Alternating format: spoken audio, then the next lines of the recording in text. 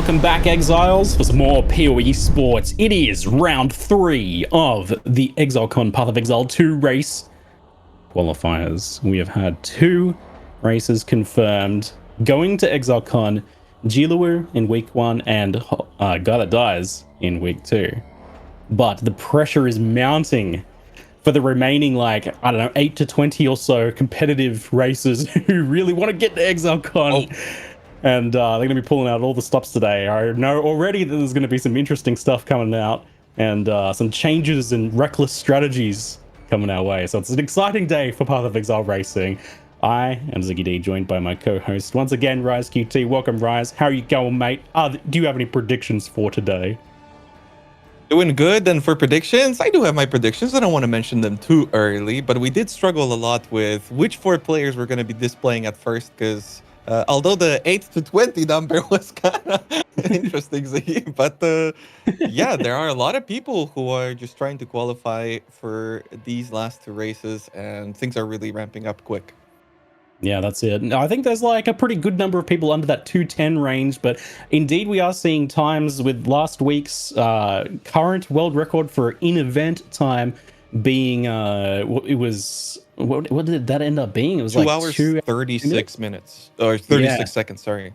Oh, and last week's race was something to behold. We thought Angormus had it in the bag after an incredible streak of RNG, getting everything going right, only to have just that one death right in that final push, which was the similar amount of time that he lost by about 2 minutes in the end, and that death penalty being 2.5 minutes. Yeah. He ended up at 2 hours, 2 minutes, and 17 seconds. But it's also psychological damage, you know? You get tilted, you get mad at yourself, something like that. It lasts for the entirety of the race. That's why we've seen some of our players, really prominent players, kind of have that nasty death in Act 1 and then really falling off. That happened to Guy That Dies in the first race. He ended up qualifying to Exilecon the second one, but in the first one, he had an early death, and he was just never able to recover from it. You can afford that in the first qualifier. Maybe in the second one. Third and fourth, you're not going to have a whole lot more opportunities to qualify. No, that's it. The pressure is absolutely mounting. And if you were one of those people who felt pretty confident about getting one of those qualifiers in week 1 or 2, week 3, things start to feel a little bit different. And it'll be interesting to see how Angormus recovers from that psychological damage of last week's race, because to have a race like that where everything goes right, to lose it in the end is tough, because you're not going to be expecting to have a race like that again. So you're going to have to do it the old-fashioned way. But it is interesting too. Go ahead. Oh, I was just thinking that it's also interesting in the case of Angormus, because he faltered a little bit. He did some practice runs with Huntress, but ended up going back to the mercenary, baby. So it's kind of, you can see the shakiness, but in the end, he is a mountain, and he holds strong on the Merc. Yeah, wavered in his faith a little bit there, so to speak. I did see that as well. But I did catch a bit of his practice runs yesterday, and it was looking pretty good. So I think he's going to be on fine form. He had a 2 hours and 1 minute and 40 seconds run yesterday, which was, I think, not even particularly good. So that's a good time. That's a winning time potentially. But we'll see what happens today. But it's not just Angormus today that we have to keep an eye on, because there's a lot of other races, and we're going to be transitioning over to see the races take their starts on the I was going to say on the finish line. That's not where they start usually, on the starting line. A peal of thunder sounds over the beaches of Ray class as the races once again wash up. They keep doing this again and again. Are they crazy? Perhaps so. But we have other races to be keeping an eye on. Woodish is someone that I've been keeping a close eye on the mercenary side of things. Right. Has been having some spectacular runs, being a relative newcomer to the Path of Exile 2 racing scene. But definitely looking like a strong contender. And the Merc versus Huntress race is definitely heating up, because we had a Huntress win in week 1, and then Guy That Dies won on Huntress after playing Mercenary in week 1 and then swapping. So we haven't had that Mercenary representation, but Angormus, like you said, has stayed true to the Mercenary action. And we've also got Woodish. We did have I Am Exile last week, who was looking very promising for a win, but unfortunately another game has claimed I Am Exile this week, so will not be available for us. He's at his J Omega little B. Unlucky. Who do we have on screen today? Rise, take us away, mate. Luxian in the bottom left, another super strong player that we have not showcased too much yet, but in the past seasons, somebody was always at the top. And I think every week with these improvements, Luxian is definitely somebody who you have to pay attention to on the Huntress. And Lee Donglin, who also has his demis from past seasons, now trying to qualify for China. And those are going to be our Huntresses. We will be switching out players. We'll be checking out different POVs. I think Whole New Society might make a showing on the stream as well. But for now, we're kicking things off. And the races are off. The race begins for that third VIP ticket, all expenses paid, and chance to show up and race on the main stage at Exilecon in that coveted Day 2 Path of Exile 2 race event. It's a big one. The last two Exilecons, the race has gone down in history. And there were definitely very exciting events to have been a part of. So I know everyone's really excited. This fresh generation of Path of Exile races, ultimately. Oh, yeah. As Path of Exile 2 has brought a bunch of new races to the scene. We've had a few, we've had a few familiar faces showing up here and there, but I think it has been a very fresh field of PoE2 races, with Angormus being like the leader of that pack ultimately, starting well before Season 1 was even announced. Lee Donglin taking a gigantic slam, but calculated amounts of damage as they manage comfortably. And once again, we see the Miller strategy panning out. The differences there as the mercenary pull them away so that they can get the skip through the doorway. If the Miller dies off screen from the entrance, you can get through there a little bit faster. While the Huntresses being melee will prefer to fight them near the door and just be close and ready to go. Do you see any of that reload tech going on? I don't know if we saw any of the reload tech with the unequip, re-equip the crossbow for that default attack reload. The zombie positioning leading to some shotgun blasts being favored instead there. Looking for some talismans. Players are going to be picking up all of the loot. A talisman for Angormus, checking vendors now. Blue. A talisman for Woodish, trying to get the gold for. He's going to get it here. And already today, I was watching Angormus, and he has a nice dialogue skip that's going to be happening for the league mechanic. So something he discovered, maybe some of the other players aren't going to be doing it. It's not something major, but, every little bit helps, like we've mentioned. Any second can count. Also, I think having that advantage of, I know something that you don't is goes a long way. Yeah, it was interesting to find out that Angormus had been streaming all day yesterday, not really keeping too much secret apparently at this point, just kind of going to be relying on raw skill, unless there was something in his back pocket that he wasn't planning on pulling out this week and saving it for next week in case something goes wrong, maybe. Yeah, players are sharing all of this information quickly, although there has been some differences for sure between the more Western community and then the Chinese players. We've definitely been seeing some difference in approaches, people stealing VODs from each other and all that sort of stuff. Super fun, of course, all in the name of Path of Exile Glorias. Bira is going to be our next boss fight, with Woodish already dropping her to about 50%, and Angormus very shortly behind. Actually, Angormus might be finishing up the fight earlier. Yeah, there you go. So grenade ahead there. pretty in sync for most of that fight there. Little belt picked up, and it's some cold resist for Woodish. Yeah, a belt is always nice. Obviously, our players are looking for rings. They're looking for gloves. It's going to be a nice early source of damage for some of them. Again, I was watching Angormus earlier, and he had a crazy iron ring that he picked up with like 4 to 14, I think, damage. So it was like completely insane. But these are some of the differences that we're going to be seeing early. You might be thinking to yourself that the Huntresses are already falling behind and there's no way they're going to be able to keep up. But they do kind of go a little bit slower from the get-go, and they're going to be ramping as the race continues with, some of the differences we're going to be highlighting later. And Angormus in that bear form, preparing the Wedge, getting the Rage. Yeah, the rage stacks mobs in the hut there was a cute little add-on. Just taking advantage of the way that the cookie crumbled there to get a little bit of extra rage stacks for a faster fight. But Ariadne kind of zoning him out a little bit, but he gets the kill there. And just Nerves of Steel stands very close to the explosions, but just in the right spot. And no upset whatsoever. Huntresses, of course, go for a bit of a different strategy here since they're using the Twister. They'll try and pull Ariadne inside of the hut, which can be pretty dangerous, but also can be a much faster way to kill her, as you can get those Twister bounces Usually the one bounce off the wall won't work, but the second bounce when it comes back and hits her again because of that internal cooldown will actually work. But, you know, sometimes they go fly out the door like they're doing for Li Donglin right now. But Li Dong does get the kill in the end, and Luxin just trailing a little bit behind.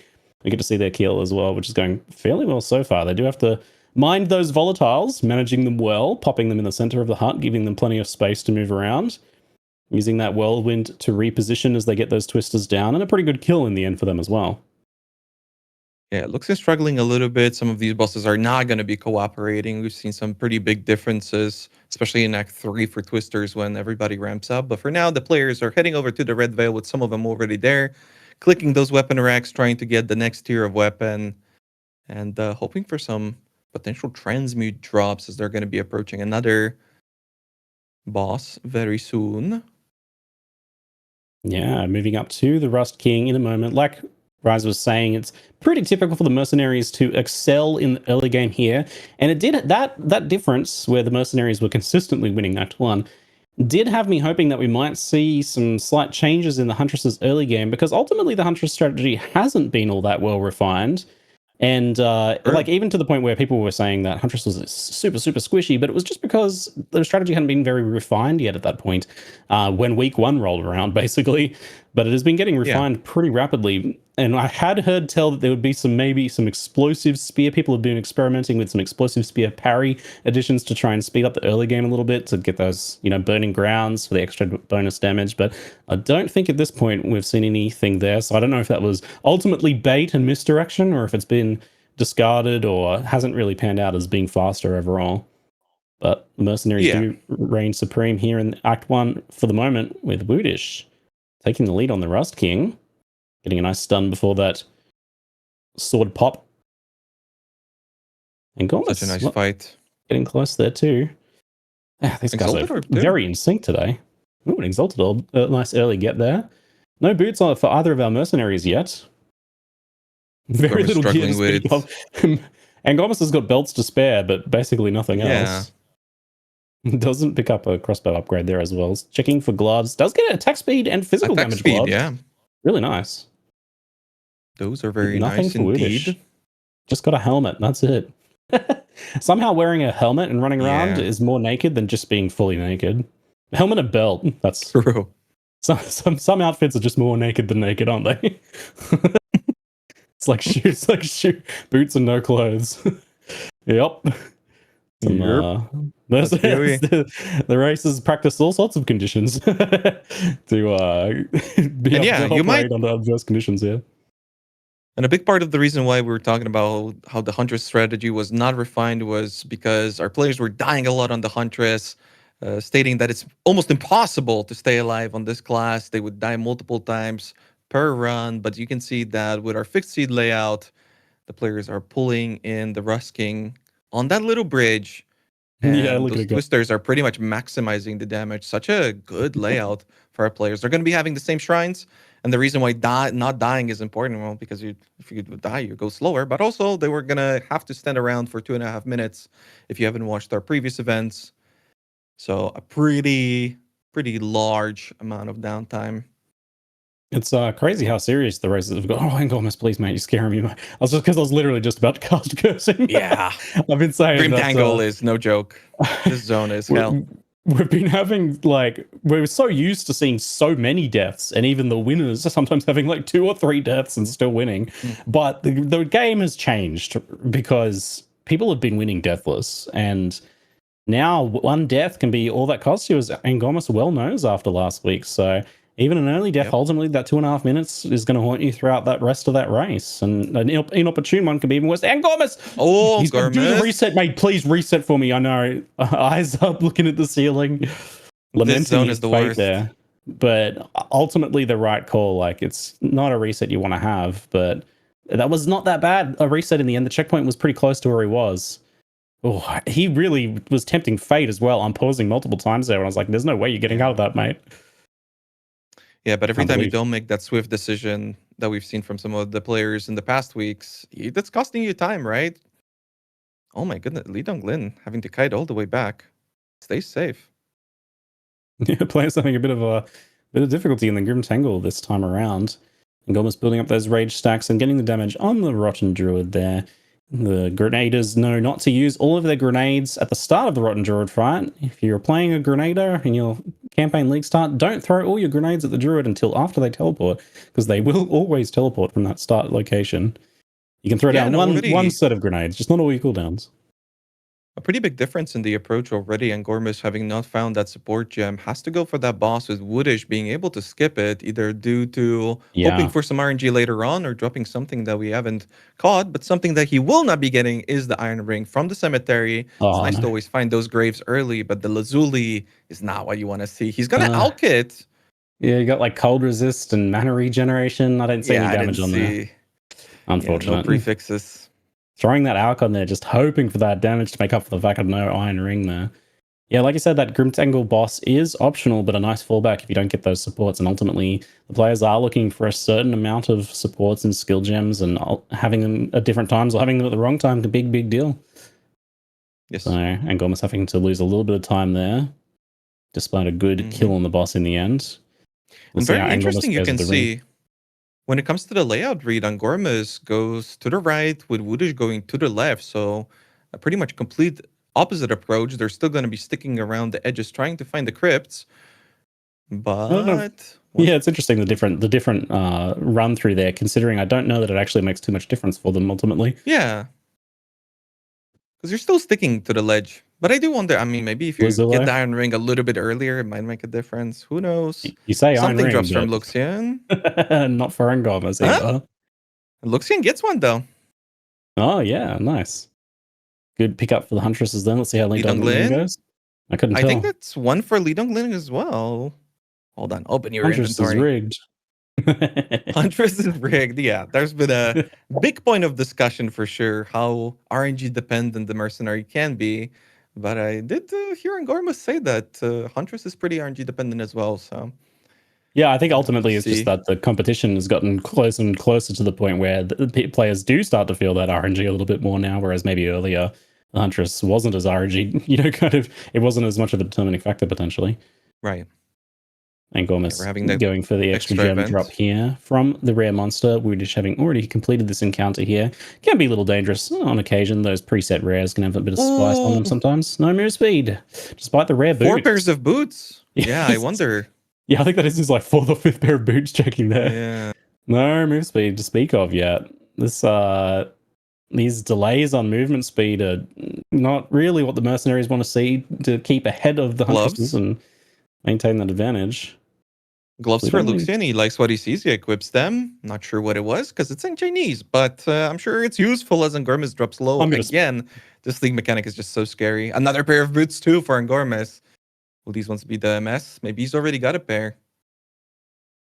I'm totally going to spy on the races in-game once I find out their in-game names. I'm going to peek in because I can actually read it when I'm in-game.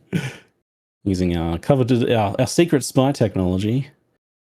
And Gormys taking lots of damage in this race so far, making me nervous. Oh, Woodish though! I look over and all of a sudden I can't even see Woodish's life bar behind the timer there. Yeah. The remaining slither of health just hiding right behind that timer as they cross the 13-minute mark here.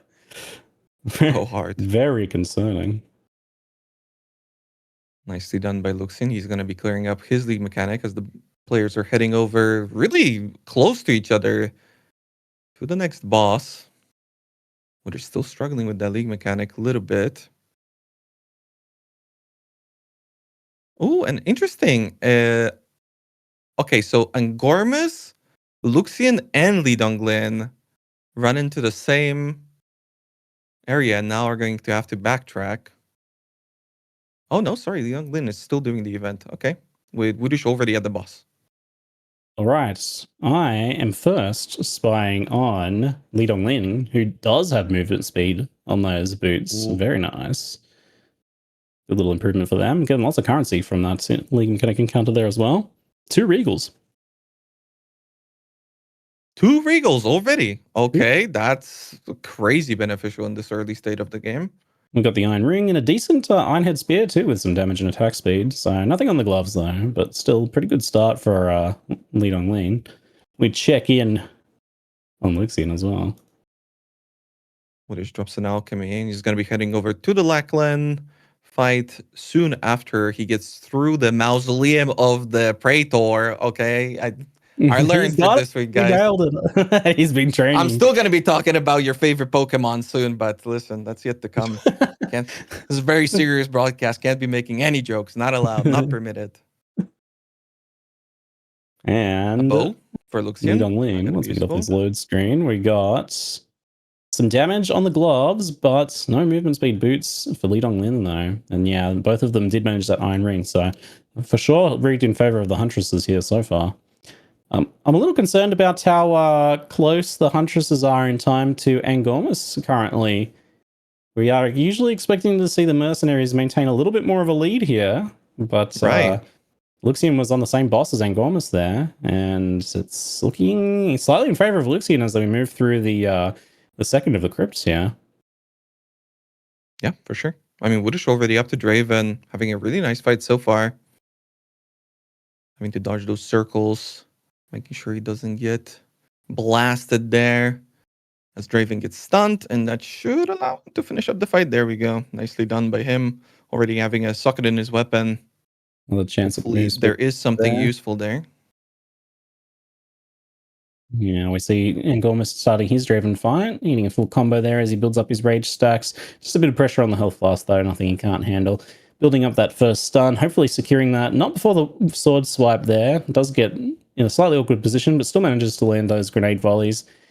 Calculated amount of slam damage taken is gonna in a bit of an awkward position for the flame wave, but manages to time a roll through there pretty comfortably and keeps up damage the whole time through all of that, despite really getting knocked around by Draven and slight little extension at the end of the fight there. But Angormus plays that pretty well. A difficult fight with difficult positioning, but making it happen. Meanwhile, Woodish getting the kill instantly over there, at least as far as I saw, since I only saw the very end of the fight.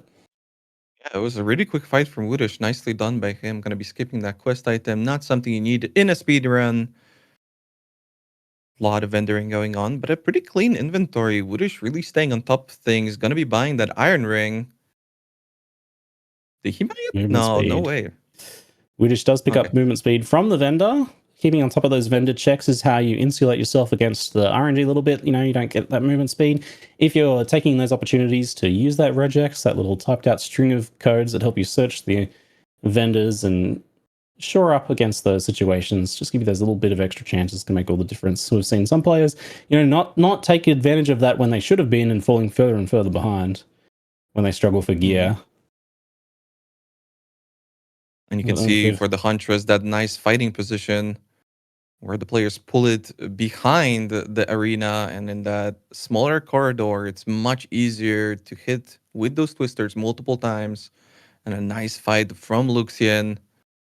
As Li Donglin, you can see him getting in position to get an idea of how you can implement this into your runs. Unique shield for Luxian there. But given that that's going to be vendored. Yeah, I was going to say, I don't know that they're going to be using one of those that's money. Large round shields, because I don't know that's going to help them all that much in the end. Hell yeah, our players do need there. Yeah, they do need all the gold that they can possibly get, so any little bit will help for sure.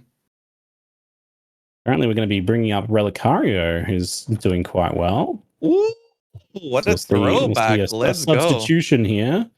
On the that's right, Relicario on the Druid. He's the Druid guy. Because Relicario had an amazing week 1, if I recall correctly, but just was like flying. And I was like, yes, a Druid, and they're flying, and they're doing really well. It actually looks like competitive, but then they just didn't get any defensive gear. He struggled and ended up just dying as was ultimately predicted by the fact that he was running through the end of Act 2 naked still. But it looks like it's a bit different. Learned here, maybe, because Relicario is wearing defensive gear this race. It's good to see. Yes. I'm going to have a little bit of looking at them as well and see what he's got cooking at the moment. Yeah, that's something that definitely is worth mentioning, that there are a lot of these caster setups that our players have been running in past events. And for the qualifiers, they can't quite afford to do it, but they have been quite successful early. But later on, you just end up dying a little bit too much. Nobody's really put in. I'm really happy. It always has to be yes, for sure. It does have to be kind of a community effort to get a class to that top racing spot for sure. So if somebody's here trying to, see a more caster sort of approach, I don't know if this is the race for you, but maybe you should check out some of the past ones. As Angorum is fighting his Crowbell, will be finishing the fight right here for those 2 extra skill points. A rare staff isn't going to help his equipment, but once again, the extra gold might prove useful in the future. It's such a it looks like a pretty challenging playstyle as well on the Druid, as it is pretty complicated, and they're actually taking full advantage of the full Druid archetype, fully using both shapeshift and spellcasting forms. And we saw a bit of this week 1, and potentially even a bit more refined now. But we see like a channeled damage volcano, which ends up being quite powerful. Contagion, which is spellcaster tech we've seen in in previous races from a lot of different classes, ultimately, even Mercenary dipping into Contagion at one point there to take a little bit of bonus of that, like kind of extra AoE clear that it gives you. But you can drop down that Contagion and then ultimately kill the monsters with other spells and have it spread around and just kind of assist you in finishing off those packs.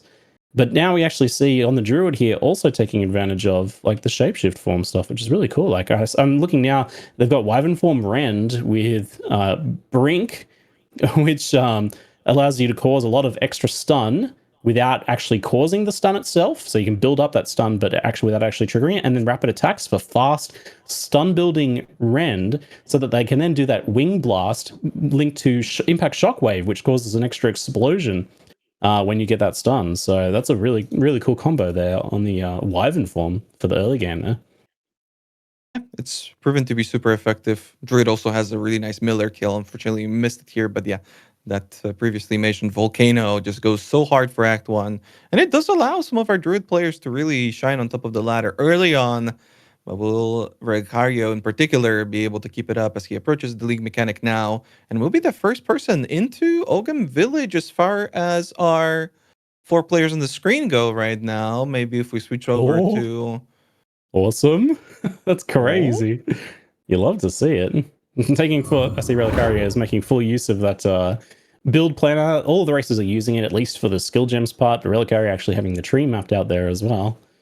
But now that we're starting to see races get a little further, we're starting to see those checkpoints get hit, and Relicario hitting Ogam Village at 21 minutes and 14 seconds, with 23 actually maybe getting substituted in on the stream because they've caught up, and I believe just 17 seconds behind Relicario, with Kion 19 seconds. Too. And almost 20 seconds. Well, that's close.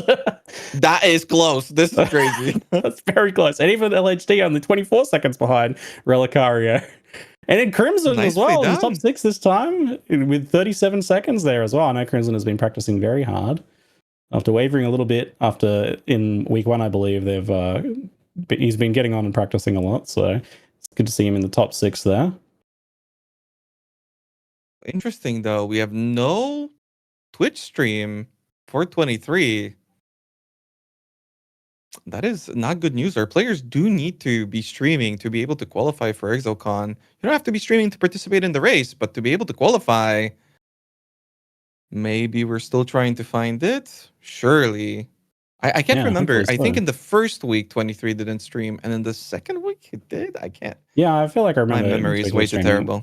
And we did watch them on the Spectate client, at least. Mm-hmm. So we can't. Yeah, we're kind of... We're being skeptical about switching to the Spectate client. We are able to spy on them, but unfortunately it doesn't show any of the UI elements, so we won't be able to see what they're doing with their inventory. We won't be able to see what they're doing with their passive tree. So we're trying to stick with the streams as Relicario approaching, just once again, everybody's favorite Pokemon, the Executor. That's why I was wondering what you were talking about with the Pokemon earlier. I forgot. Hell yeah. Yeah, we get to see Volcano can do some just immense damage on some of these slightly larger bosses. The hitbox is big enough to absorb, if the Volcano's positioned just so, and you keep them on top of it, can absorb a lot of that damage. And I remember from week 1, the Druid's single target damage was actually like very impressive compared to even Mercenary Grenades and whatnot. But we get that Wing Blast timing down there nicely, and Relicario is just staying on top of it, keeping those channeled Volcanoes going, and ultimately a very fast and clean kill. And that's hard to do because you really have to hold that Volcano for an uncomfortable amount of time as you're channeling with that slow movement. That's a good way of describing an uncomfortable amount of time. It's uncomfortable. It takes forever, but it is super effective when it comes to the damage.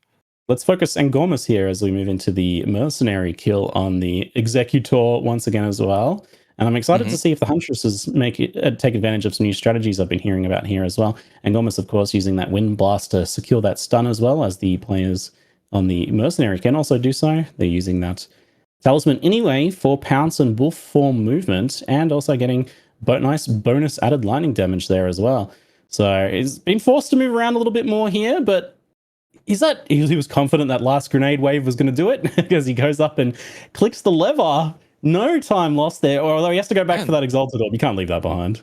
And also Boots. But take a look at the ladder. I mean, Angormus and Woodish getting pushed out of the top 6 that we're able to look at right now. We switched on over 223. LHD is in there. Relicario. Looking so spicy for this Act 1. That's crazy shuffle there after Ogham Village enter, with 23 climbing the ladder there by 40 seconds or so as they caught up, and then put themselves 20 seconds above Relicario, despite a pretty fast fight from him.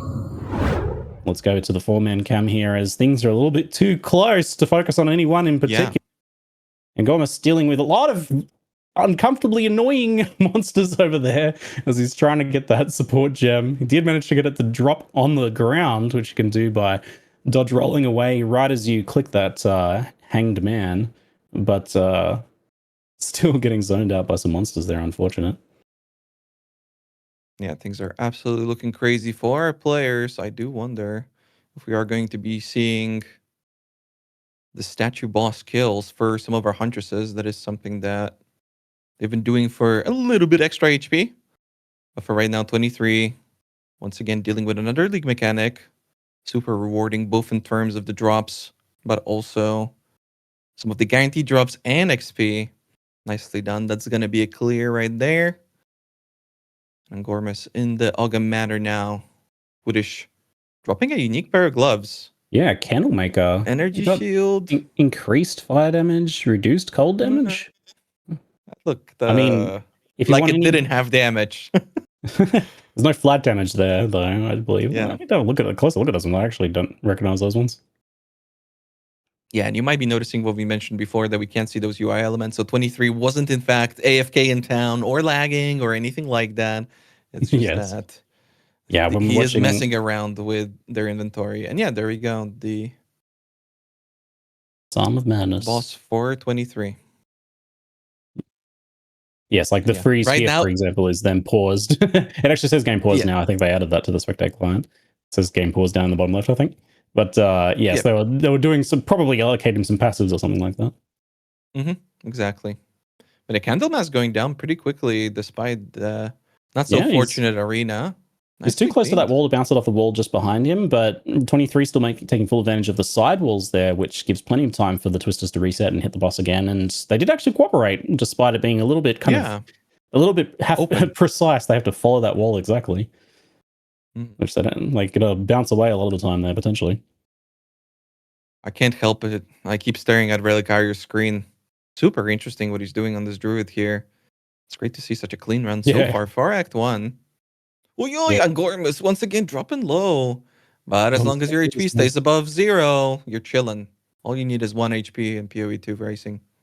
Sapphire Charm pickup there is pretty nice, moving into Count Ogham, who does a bit of extra cold damage there in some phases. We're just not using those Candlemakers ultimately, despite not having any damage on his current gloves. So in theory, he could. But look at this. We switch on over to Crimson. In the top right, and he's already up to the boss. Wow, Crimson having a phenomenal race in Act 1 here. Has been practicing a lot and sharing info with the other mercenary players back and forth, and even helping pave the way on some new strategies for the mercenary, which we're going to be seeing in this race, which we'll be able to talk about as we move into Act 2. But new passive tree, new level breakpoints, all sorts of new strategies coming out for the mercenaries here. And Crimson looks set to potentially try and lead the charge on that today. It's got to feel good as Crimson, though, to be a little bit ahead of Angormus here, you know? For sure. He's been working hard for it. Absolutely, 100%. Good first phase there.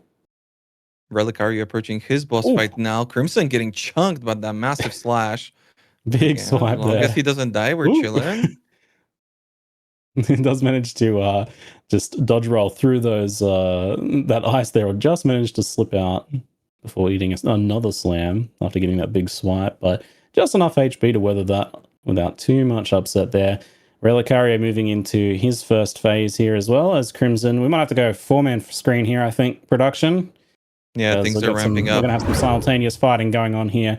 Crimson getting down that first set of explosions. Tries the Wing Blast, does not secure the stun before the Comet Slam, but the Comet Slam does go down and then gets that stun. Relicario doing a lot of damage on that Volcano, and despite starting the fight later than Crimson, getting some big damage and moving to the second phase. But Crimson does hit the poetry. Unfortunate. With players more and more consistently skipping the poetry phase, that is potentially a time cost that he didn't want to have. But now it has been discovered that if you can keep Count Geonor right in the center of the arena, and you can see this really well on 23's screen right now, you have to manage his movement, and that's really, really, really tricky to do. He moves with all of his abilities. You've got the Meteor Slams, which is what I think cost that for Crimson in the end, sending Geonor just way off screen. But you gotta keep him right in the center of the screen, and he won't actually go into the poetry phase if you can do that. Relicario eating poetry phase as well, yeah. He was right at the side of that screen. Let's see if 23 can have a better go of it this time. See, this is the thing. He's got him positioned in the center of the screen now, moving into the second phase. But in some cases, that's not exactly where you want him, because then he's more likely to move out of the center. If anything, you want him off center so that he then moves out of center. But if you can keep that Meteor Slam in the center, that keeps him there. And then he gets the stun, which is still, I believe, in the center there. And that he might be able to get that damage down off of that and skip that poetry phase. He froze it too. Huge kill for 23. The stun, freeze, perfect positioning. That is how you do a perfect, flawless Geonor kill there with 23.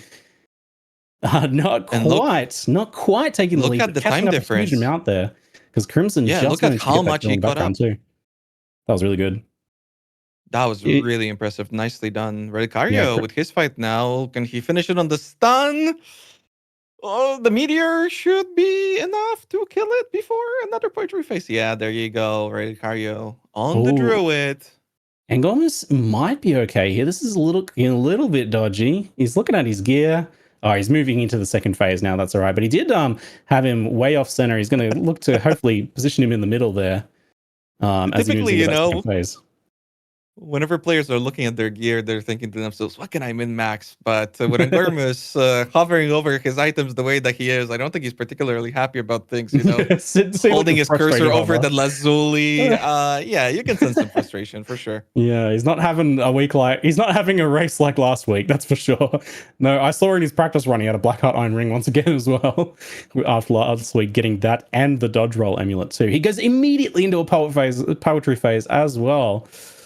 Just before he does one grenade volley and then straight up into some beat poetry. Not exactly what he wants here. 23 being the only one I saw there with the skip. But Crimson coming out just ahead. So we close. Have if we take a look at the times maybe as well, yeah. Yeah, I was going to say, if we take a look at the ladder, I think Crimson was the first person to actually kill Geonor. Nicely done there. Wrathbreaker, that little pounce up. It's going to happen. It's a very tricky boss for...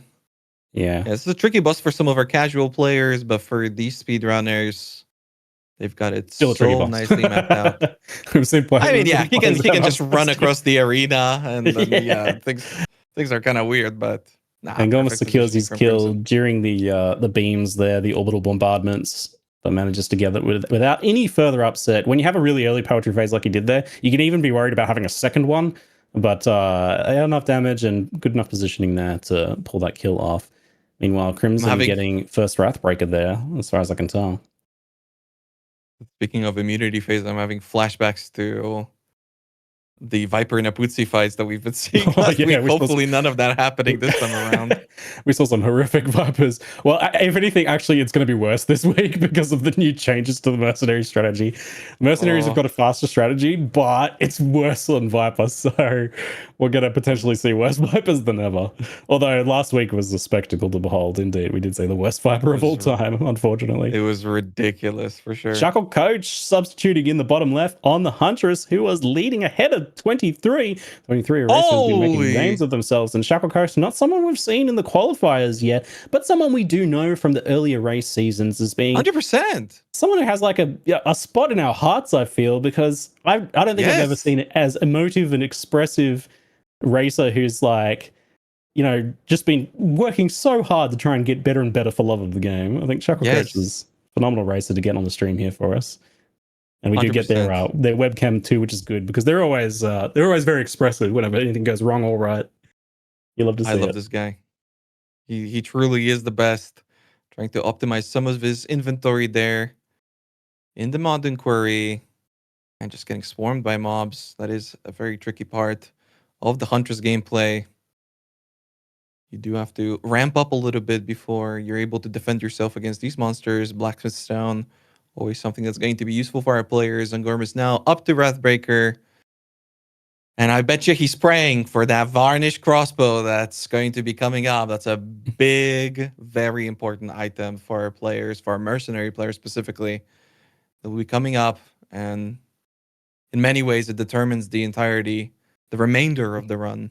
Wrathbreaker giving a quiver, a spear, and a belt for Angormus. Not exactly what he was looking for, unfortunately. And Angormus just ruthlessly cut from the stream as he is not keeping Crimson up dead! Right now.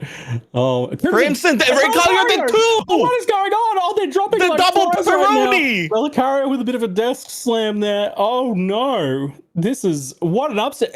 This race is this is a roller coaster. All of a sudden we've got Shackle Coach, Relicario, Crimson taking the lead off of these like long-term dominant races, and then all of a sudden just hitting a brick wall in the mines here as Relicario and Crimson both go down. I was just saying how it was wild that Angormus is getting substituted out on the stream, but he might have a chance to come back on here in a minute. We'll see. That is wild. Everybody's got a chance now. Deaths. Yeah, now's a pretty good time to take a look at those deaths. And hopefully none of the other ones have another one. It's been so crazy, you know, because people really haven't been dying in Act 1, 2, rarely in Act 3. No, everybody's been so good at not dying here. But the double pepperoni with the instant replay system coming out, we're watching Crimson on the mercenary. Will that grenade delay come in play? Yeah. This is nothing to be concerned about at this point. A little bit of a big pack, but he's got that flashbang down leading in there. It looks like he's playing perfectly safe to me. He's like, if I'm looking at this right now, I'm like, I don't see how he can die here in the mines right now. So what goes wrong for him? Just a couple little bugs, nothing to be concerned about. Really keeping us guessing here, production with the clip. Thank you, production. When is it going to happen? When is it going to happen? The double slam. Okay, no, I wouldn't. I thought he was going to get through that for sure, which he obviously did too. But that dodge roll makes it a little bit smaller. Yeah. Totally thought he was going to weave through there. And obviously Crimson thought he would too, but gets that double millstone slam there from the big fellas. And that's what it takes, huh? Let's see what happened to Relicario here in a moment as well. As production is loading up our other rip clip for our entertainment.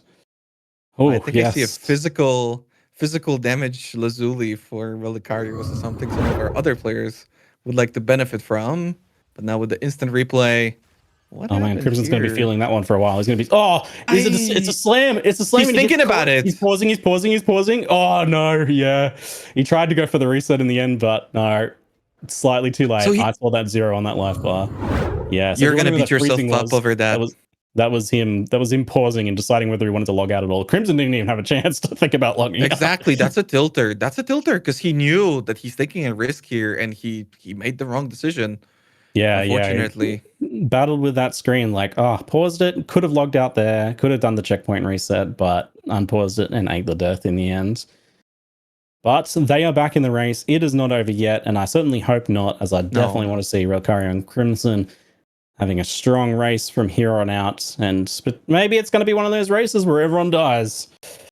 Obviously, yeah, if we take a look, I think we can take a look at Woodish as he's approaching his Rugia fight, and take a look at the ladder. Is Shackle Coach truly in the lead. I'm praying. Nope. Lee Donglin, who we currently do not have on the screen, was 25 seconds ahead. Huge. So we're going to be switching over to Lee Donglin very soon. During the bloodbath, Lee Donglin just zooming ahead there. We're going to have to get them on screen as well now. With it being so close, it's been like, production's got to really be on their toes. Like, you got to hand it to them. They're doing a great job in the background. This ain't easy. They got to keep an eye on there's just so many people constantly changing back and forth. Yeah. We'll try and get Lee Dong in there and have a look at what they're doing so right now as they head into Trader's Passage. Meanwhile, we have Woodish going into the Ruja fight. A boss that kills a lot of players. And certainly we have had some deaths here in the races, but I think a lot of the races have got this fight down now. And look at that. That was a very comfortable kill there for Woodish, which his damage is looking pretty good, actually. But, in the meanwhile, decent crossbow. 23 and Luxian both finished their fight in the meanwhile before Woodish. So despite Woodish looking like he was in the lead, he's actually fifth. We've never had a close race like this. We've had races that literally rank 1 and 2 finish within a second of each other. But the early game looking like this, it's insane. Yeah, I remember we had the actual literal tie that one time, which had never happened in PvE racing history. But we had an exact second tie in one race in one of the previous seasons. It was so good. Yep. Ridiculous. It was 2 ranges, if I recall correctly. That was wild. As we've hit the 40-minute mark, Lee Donglin looking to be in the lead on a Huntress. More and more people transitioning to the Huntress, believing that they can be the ones to stay alive and get that record time. At this point, I feel like it doesn't even matter which class you are. They're all struggling to stay alive at some point here. Yeah, I mean, that's speedrunning for you, right? People are gonna keep pushing the crazy times, and you're cutting more and more corners, getting less and less XP. Anybody, again, that hasn't seen the previous races, players are gonna be finishing this race 20 levels under the level of the zone, in some cases even more. It gets really, really crazy, and because of that, the game gets a whole lot rippier. But you can't afford to die, as those 2.5-minute penalties might just end up costing you the qualifier to Exilecon.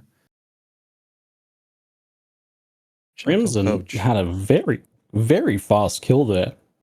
It had some huge damage. That final grenade volley, I don't know if it was a crit or something, but it was like half of the health bar down to 0 in one grenade volley there. I just have to have a look at the damage. Oh, wow. Okay, yeah. He's got himself a crafted varnished crossbow here with some very nice lightning, physical damage, attack speed, and increased physical on top of iron ring. 1 to 3 lightning on the sapphire ring, and some extra damage on the gloves. Plus 1 to melee skills on the gloves, not projectile skills, obviously. But some big damage there for Crimson. So Crimson's got the gear, but ultimately dropping down the ladder a bit here. While players in the Halani gates. We've had another ladder shuffle here. Lee Dong maintaining the lead into the Halani gates with 23, just 14 seconds behind. Shackle Coach, despite that death, only 37 seconds behind. This is crazy. LHD 1 minute behind and goes down from there. And Angomas, Crimson having dropped out of the top 6. This is a wild ride, bro. Guys, I am not keeping up with the current places on the ladder. It's ridiculous. Sorry, my mistake. Shackle didn't die. That was Relicario. My mistake. Relicario and Crimson with the deaths dropping off the top 6 there. Wouldn't be an official cast today without saying a bunch of BS. So, hey, absolutely. I'm sure the audience is used to it. Hey, we are professional yappers. Professional BSs. Hell yeah. Yeah, I'm trying to take a look at last week's race to see where the players were at this stage of the game, because I feel like it is just so ridiculous. Once again, we were just thinking really hard before the race started. Which 4 players are we going to be displaying? And there's many things you have to be taking into account. This player is an early game player. This one's kind of later game. We want to see somebody who's going to win, but maybe they're not necessarily going to be in the lead early on. Yeah, all the rules go out the window when everybody has gotten this good, with Lee Donglin now getting to his Jamanra fight. And what kind of output is he going to be expecting from these twisters here? Yeah, boss is cooperating. It's clean. That's a fast kill. Obviously, it's an ideal arena for the Huntress with the Twisters, just having no choice but to hit the boss multiple times. But even on top of that, Lidong looking like having some decent damage there. And no messing around in that fight. It is done and dusted. Shuckle Coach, meanwhile, on Huntress. Oh, man. Shuckle played Mercenary in the past, pretty consistently, if I recall correctly. So this is, I think, their first season on a different class, I believe. Okay, so this is really interesting. We had some crazy RNG and some crazy layouts with some crazy shrines last week. So many of our speedrunners were mentioning that it was really the personal best sort of race that they could ever have. But Jamandra died at 40 minutes and 14 seconds. And the first person to kill it was Angormus last week. So a massive difference here. The competition is really tight, but nobody is stepping up the way that it happened last week. Yeah, I think at this point, Angormus had his dodge roll amulet. He had his Blackheart Iron Ring. He had his move speed boots. He had a good crossbow. He was all sorts of in a good way. Yeah, he was pacing hard last week at this point. So unsurprising. Bumping. But we'll see if we get to see Angormus again a little bit later in the race, because he is a consistent racer. Yeah. We'll see if he can keep it together the rest of this race. But in the meantime, let's see how things shuffle out as we move through the Desert Sandstorm into the next sections of the Act 2, which get a little bit wild here, as there's a lot of different zones that happen very quickly. Yeah, we're just dropping his Frostbomb on the ground. It's a super important part of Act 1, but eventually you just can't get enough intelligence on any class to sustain it, and so you have to drop it.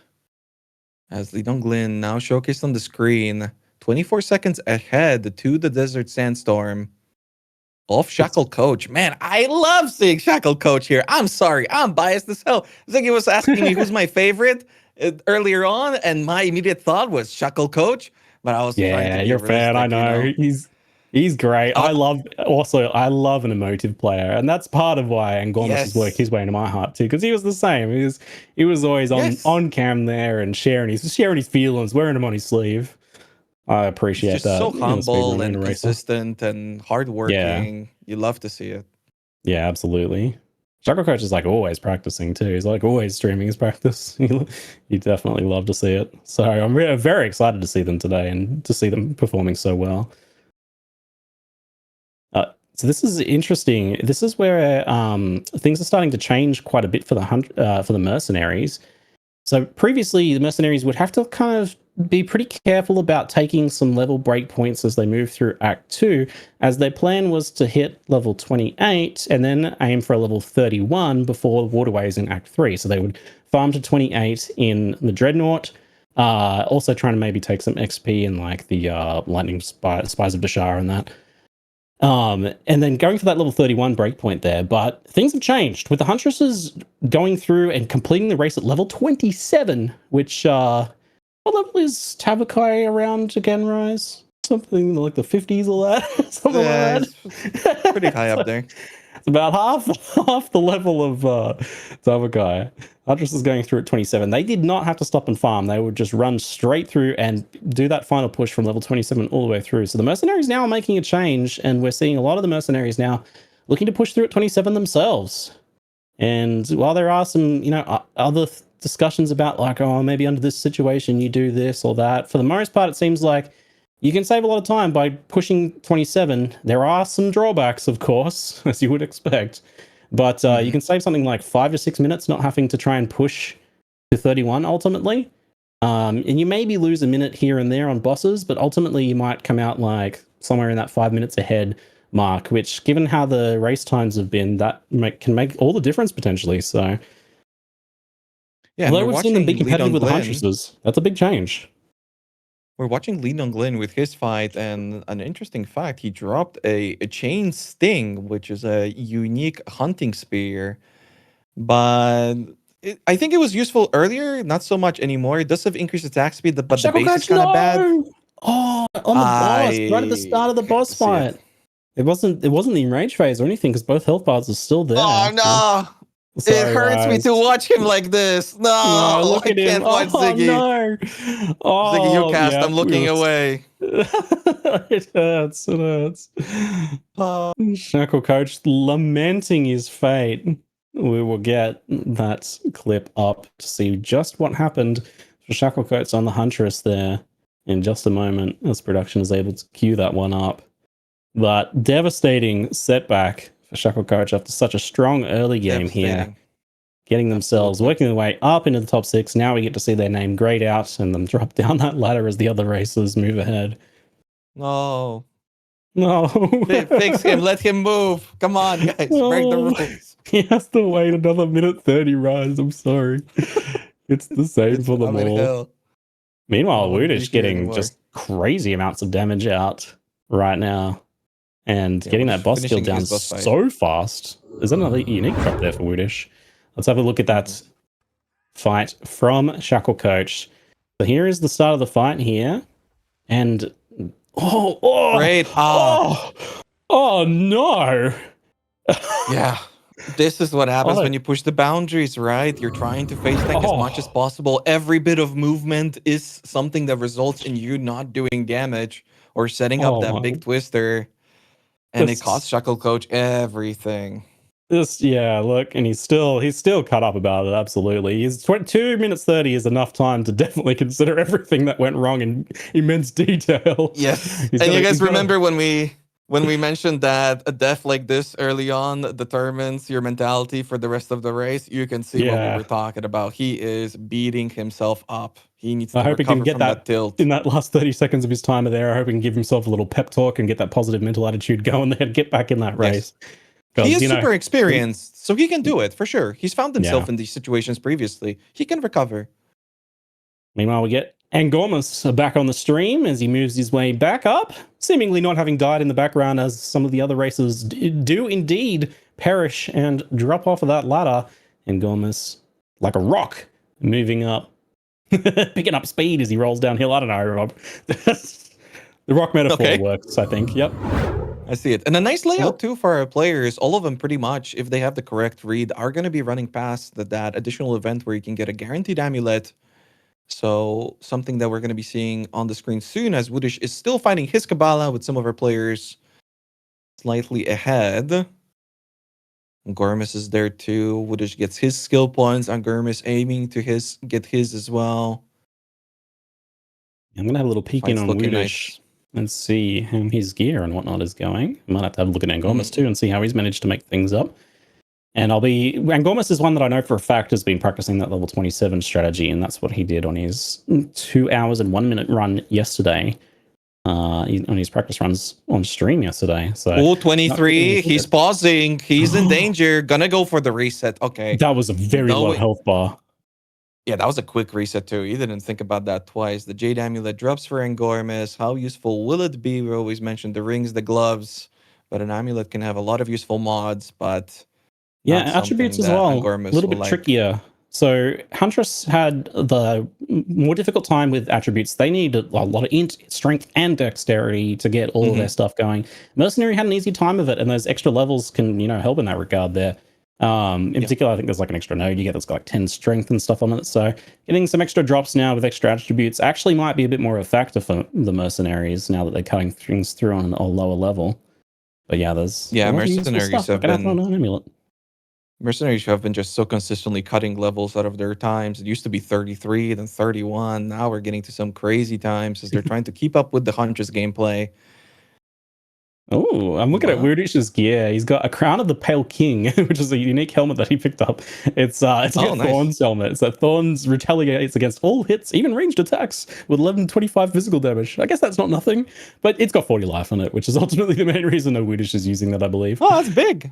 Yeah, that's a pretty good amount of life to have on a hat right there. And some nice big cold damage on the ring. Nice varnished crossbow. Wait, you said 40? Yeah, it's got 40 flat life on it. It's not bad. It rolls 40 to 80. It's the bottom roll. He's in hell. I didn't realize. It's the worst possible he can get. Oh, no.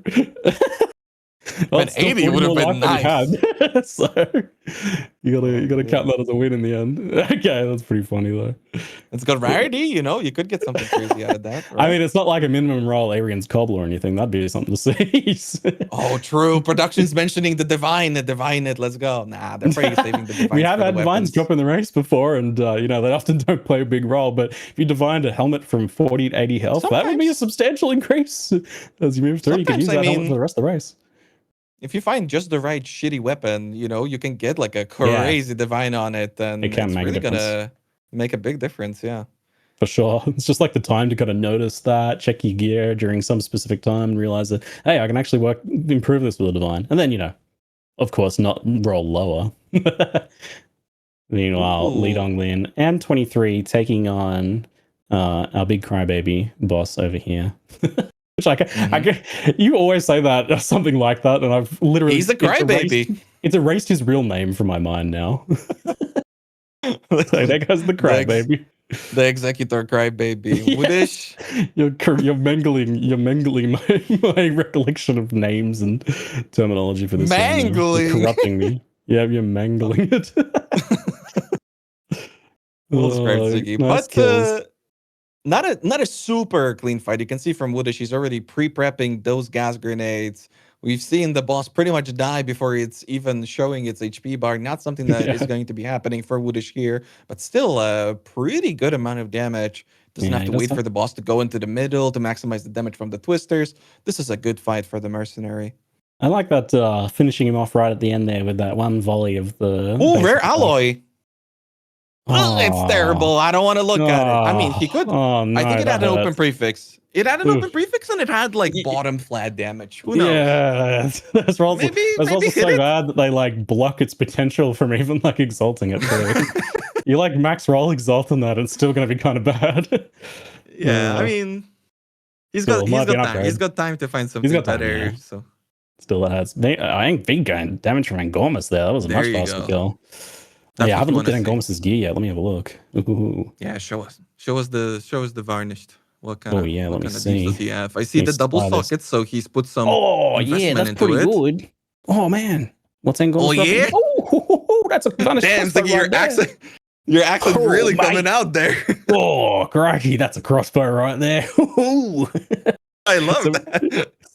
7 to 14 cold damage, 1 to 34 lightning, 5 to 13 physical, +2 to all projectile skills, even some light radius, and of course he's double socked that with some lightning damage runes. He's got a nice 8 to 10 fire on the gloves, some extra damage on the ruby ring, some extra damage on the lightning ring, and Gormus has managed to get it together. He's even managed to get 15% move speed boots at this point now, after a pretty rough start in Act 1. He's got some gear now. Yeah, you can see it from the standings. He's already up to 4. It's still 71 seconds behind 23, but 3 seconds apart for Li Donglin and 23. That's a close one. He's going for a unique on the league mechanic here.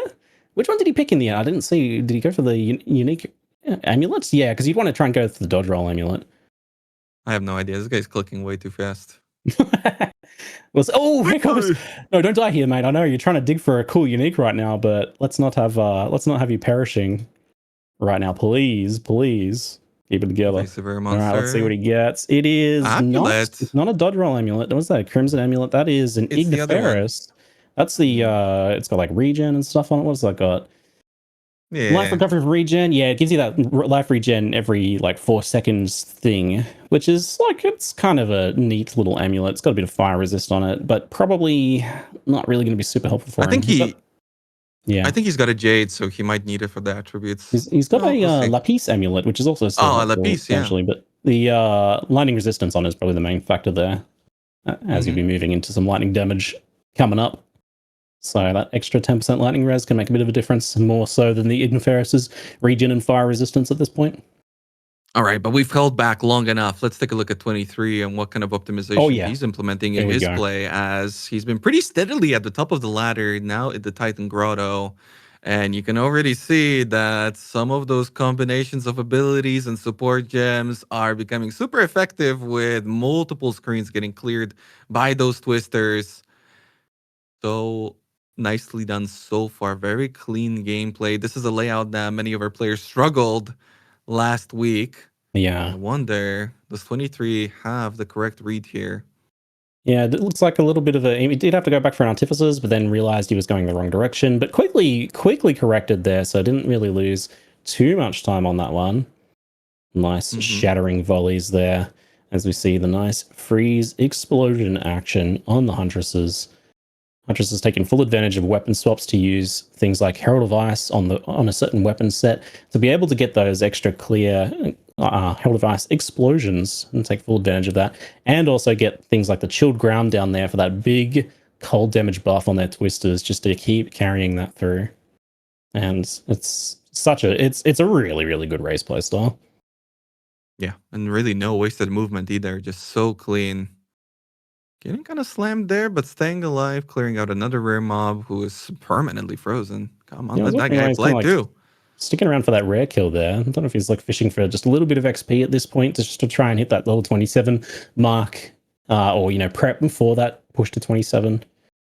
Ziggy, we might have drama coming up. We still cannot find 23, 13, 11, 24, 79 Twitch channel. Please, that was their father's name. Just call them 23 for sure. 23 Junior. 23 Junior.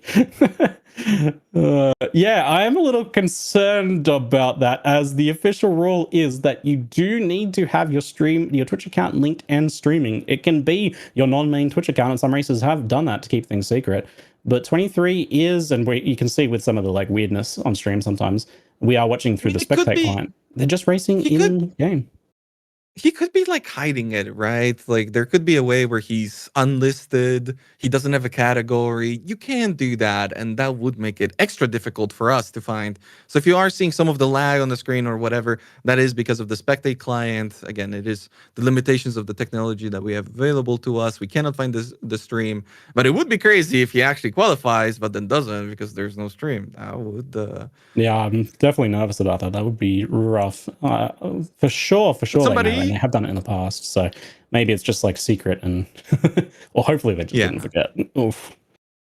Yeah, but somebody that is streaming and everybody is familiar with, that's going to be Angormus now on the main screen, taking down his Colossus with a nice clean fight, great positioning there. Yeah, Li Donglin getting a freeze right off the bat there, and some nice bouncing twisters coming in for that extra damage. He does get to start moving around, so not as fast as we've seen sometimes there. And Angormus indeed had a very fast kill. One extra slam down. He's going to have to get another volley of twisters off there. They're just not cooperating. They kept missing. They're all going off to the sides and not coming back and hitting the box. What? Wow, he's still using the spear that I mentioned before. Interesting. Because I was looking at that pin build-up, so he's still using the chain sting. Oh, the pin. I have a little bit of a look at that one. Yeah, that one hold up for so long. I mean, it is nice in the way that it's got projectile speed, which is great up until you get to the level 21 weapon, because that's got implicit projectile speed on it. So I guess that's a part of the strategy. Yeah, the projectile speed allowing projectile speed allows your twisters to bounce more frequently and potentially hit the moss more often with a singular attack. So that's true. It is very beneficial. Yeah, it's got attack speed. It's got pretty high physical, which is important for that like added cold damage from the ice tipped arrows conversion, I believe it was. But ultimately, it looks like it might be good enough just for a little while longer. I think he was one-shotting all of the mobs anyway, so as long as the damage is holding up on the single target, then we're chilling. And he does have another. I'm sure he's got another winged spear, which does have a 1.7 base attack speed for his whirling slash that will allow him to get those twisters out as quickly as possible. But now a lesser jeweler happening for Woodish. Woodish taking the lead here as the first into Deshar at 1 hour and 53 seconds with 23, just 19 seconds behind. And then a slightly bigger gap as we see Angormus in third now, trailing behind with 57 seconds after Woodish entering the Deshar there. And Li Donglin falling behind about the chess piece. Quite a bit more. Woodish was thinking about that chess piece. It's got very little HP. It's got some strength. Stuck. Yeah, he fell over and he can't get back up. Unlucky. I've played a lot of Mercenary. I've been there before. Sometimes you're just like, oh, my grenade's on cooldown. I'm stuck here. I can't move through it. I got to throw it, and then I have to wait for the delay. Yeah, that's... yeah, this zone is tricky with the sprint as well. Okay, all right. He's kind of having a little bit of a sweaty hands moment, maybe getting stuck on that doorway, hands slipping off the door handle as he tries to open it, just fumbling and drops his keys and has to fish him out of a grate. Woodish, Yeah, currently in the lead, but you know, getting a little nervous with it, maybe. Ultimately, maybe so. sometimes. Yeah, We mentioned this the pressure before, can feel but really high up there. That's for sure. yeah, exactly. Some of the players really thrive on rank 1, and it really builds them up. But unique strongbox runs past Not it. going for the not going for the unique strongbox there. I wonder because so shrines are seeded in the same, but I don't know if strongboxes are the same. Oh yeah, I saw 23 has it there. So strongboxes are all the same. So everyone will have Oh, that. that's But interesting. no one's Because gonna I go think for it. the rolls are random on the boxes, but like the Yeah, but I box think is the type there. of box, which would be the unique or another type, Yeah, would yeah, be okay. set by the seed then. Yeah, the rolls could be That's different cool. though, ultimately. But yeah, no, Honestly, I had no idea. if that strongbox, if you're an unfamiliar, drops jewels, which is ultimately not too useful for the races here, as some Yeah, of the the passive trees might not passive. really even get a jewel slot. Yeah, you can't really rely on something like that with the passive trees being just so tight and optimized for exactly what the players are needing at the exact moment. Yeah, Desert what if Rune you actually going get to be something picked up useful? for Woodish. Yeah, Yeah, for sure. nobody's going to be dumping currency to crafting their jewels when they could be crafting literally everything else they have since they're Yeah. level 27 and have no gear. Yup, Yep. It's wild. for You sure. thought this game was hard at times when you're like going through the boss, 2 levels above the boss, and you're like trying to improve your gear and get all your sockets filled up, and then these guys are half the level of the boss and wearing white gear. That's definitely it's a different game right there. Wild. I'm not 100% sure. I only caught the tail end of it, but maybe Linong Lin kind of looked like he was struggling with finding the letter for the additional passive points. So it puts him Yeah. pretty noticeably behind 148 seconds. So I actually learned that the letter, very weirdly, is not seeded, as in it will be at a different place for each different racer. So while the layout will be the exact same, the letter can appear in a number of different places, and that little quest mark item there, yeah, it can be off to the side for someone, but it's straight in the middle of someone's path. So there is a little bit of strange variance there, and That's interesting. I think, I yeah, mean, it's not necessary for this playthrough, but I think if you're having just a casual playthrough, the PoE2 campaign, I think it works similar to the way that the passive points from the heart works in Act 4 yeah, or those other kind of the like clan talismans. Like it spawns on a specific mob and you have to find that mob or specific two mobs. And so I sometimes guess the players, for instance, if they're looking for something, they don't want to use the reset a checkpoint because that respawns all the mobs and then potentially it puts the item shuffles. on some other Yeah. mod. So yeah, it can be Imagine it's kind a of bit like tricky. the power cores from Act 3, where they can be Right, in a yeah. bunch of different spots and they'll move around on reset. So it might even be the same for the letter, maybe. But it's not something you're going to reset at checkpoint and fish for, quite like you do with those. Yes. Let's Sure, see. but Woodish Spies of thriving. Dashar. Gap closing a little bit for 23, only 15 seconds behind Woodish here. When Woodish checkpointing is going to lose those 15 seconds potentially. Well, that was a checkpoint He because was he getting went. XP. He's hitting that XP. Good call, Rise. I think Good so. catch on that one. Yeah, I mean, look at absolutely. the Because levels. he Level absolutely knew where that 26 for was. Woodish. 24 for 23. I mean, you do still, I think, want to hit 27 on a Huntress exiting Act 2. So Yeah, I'm not yeah. quite sure if somebody's ahead or somebody's I think that's going to be behind. the across the board for everyone now. Although I don't know if we'll see a druid again, what their strategy is. But for the mercenaries and the huntresses now, it appears that 27 is the strategy. So yeah, probably hitting that 26 breakpoint here and then hitting 27 in Dreadnought, I imagine, is the play now for the mercenaries. We'll see Nice Torgal go Torgal down fight pretty for fast Woodish. there. Extra exalt for Woodish. Yeah, Nice well stuff. done. Great fun, a great kill. But Angormus, he's closing in. Look, he's very close. He's killing his boss Ooh. fast too. Oh, that's a big catch That up for weapon is Angormus. He effective. was over a minute behind, and now that is, as we'll see the ladder update any second And a now, pair of gloves. that is only Pulse 15 jam. seconds behind now. That's a full 60-second catch up right there. Really nice. And LHD 14 seconds behind Widish as well now. So that gap really closing. And 23 on the 15 seconds. Okay, that gap closed a lot there. A Ring great alarm. equalizer. The Spire of Deshar's just right now. As everyone comes, the pack condenses back down, tightens back up. You love to see it. Yeah, we're going to be seeing that, right? Because some players have different strategies depending on the class and the approach that they're having. They're going to be getting different amounts of XP. We're talking about the race being fixed seed, but the mobs can still give you more or less XP depending on the sort of packs that you're going to be finding. LHD needs to get on there stream. are going to be differences there. Woo, that's a 5 chaos. That's a nice jewel. Let's get LHD on stream if we can. Production, as LHD is the first into Dreadnought, followed just by Angormus, only 5 seconds behind now, and Woodish 8 seconds behind. Yeah. Wait, how did that happen? Angormus was first? Angormus is second, I guess now. On the Dreadnought, so I guess to get into Dreadnought. A bit faster in town or something there, maybe. But yeah, a little bit slight shuffle with it being like only 7 seconds, like 2 seconds difference and stuff between them. A little bit of shuffle in town is to be expected. But here is LHD on the Huntress in the Dreadnought. LHD 25, although if the ladder maybe is a little bit behind, it could be 26 now.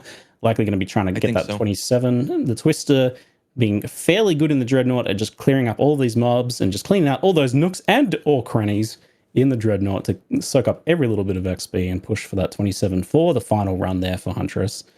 And I believe this is spectator client, so if you're seeing a bit of weirdness with the skipping around, that's just likely on our end. Look at that Twister unleashed there, just obliterating everything and even going into the next area 2 screens away and cleaning up something else. This is a good skill if you really hate the Dreadnought, which I believe 100% of PoE2 players do.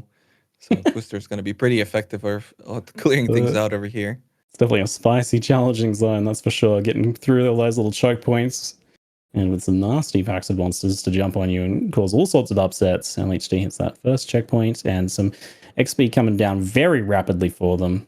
This must be just pushing 26 then. Oh, we're about to find out as he is leveling up very soon. And I already also see the little aura. So that's a Malice Scepter that he's already got prepped up. It's going to be very beneficial for the rest of the run.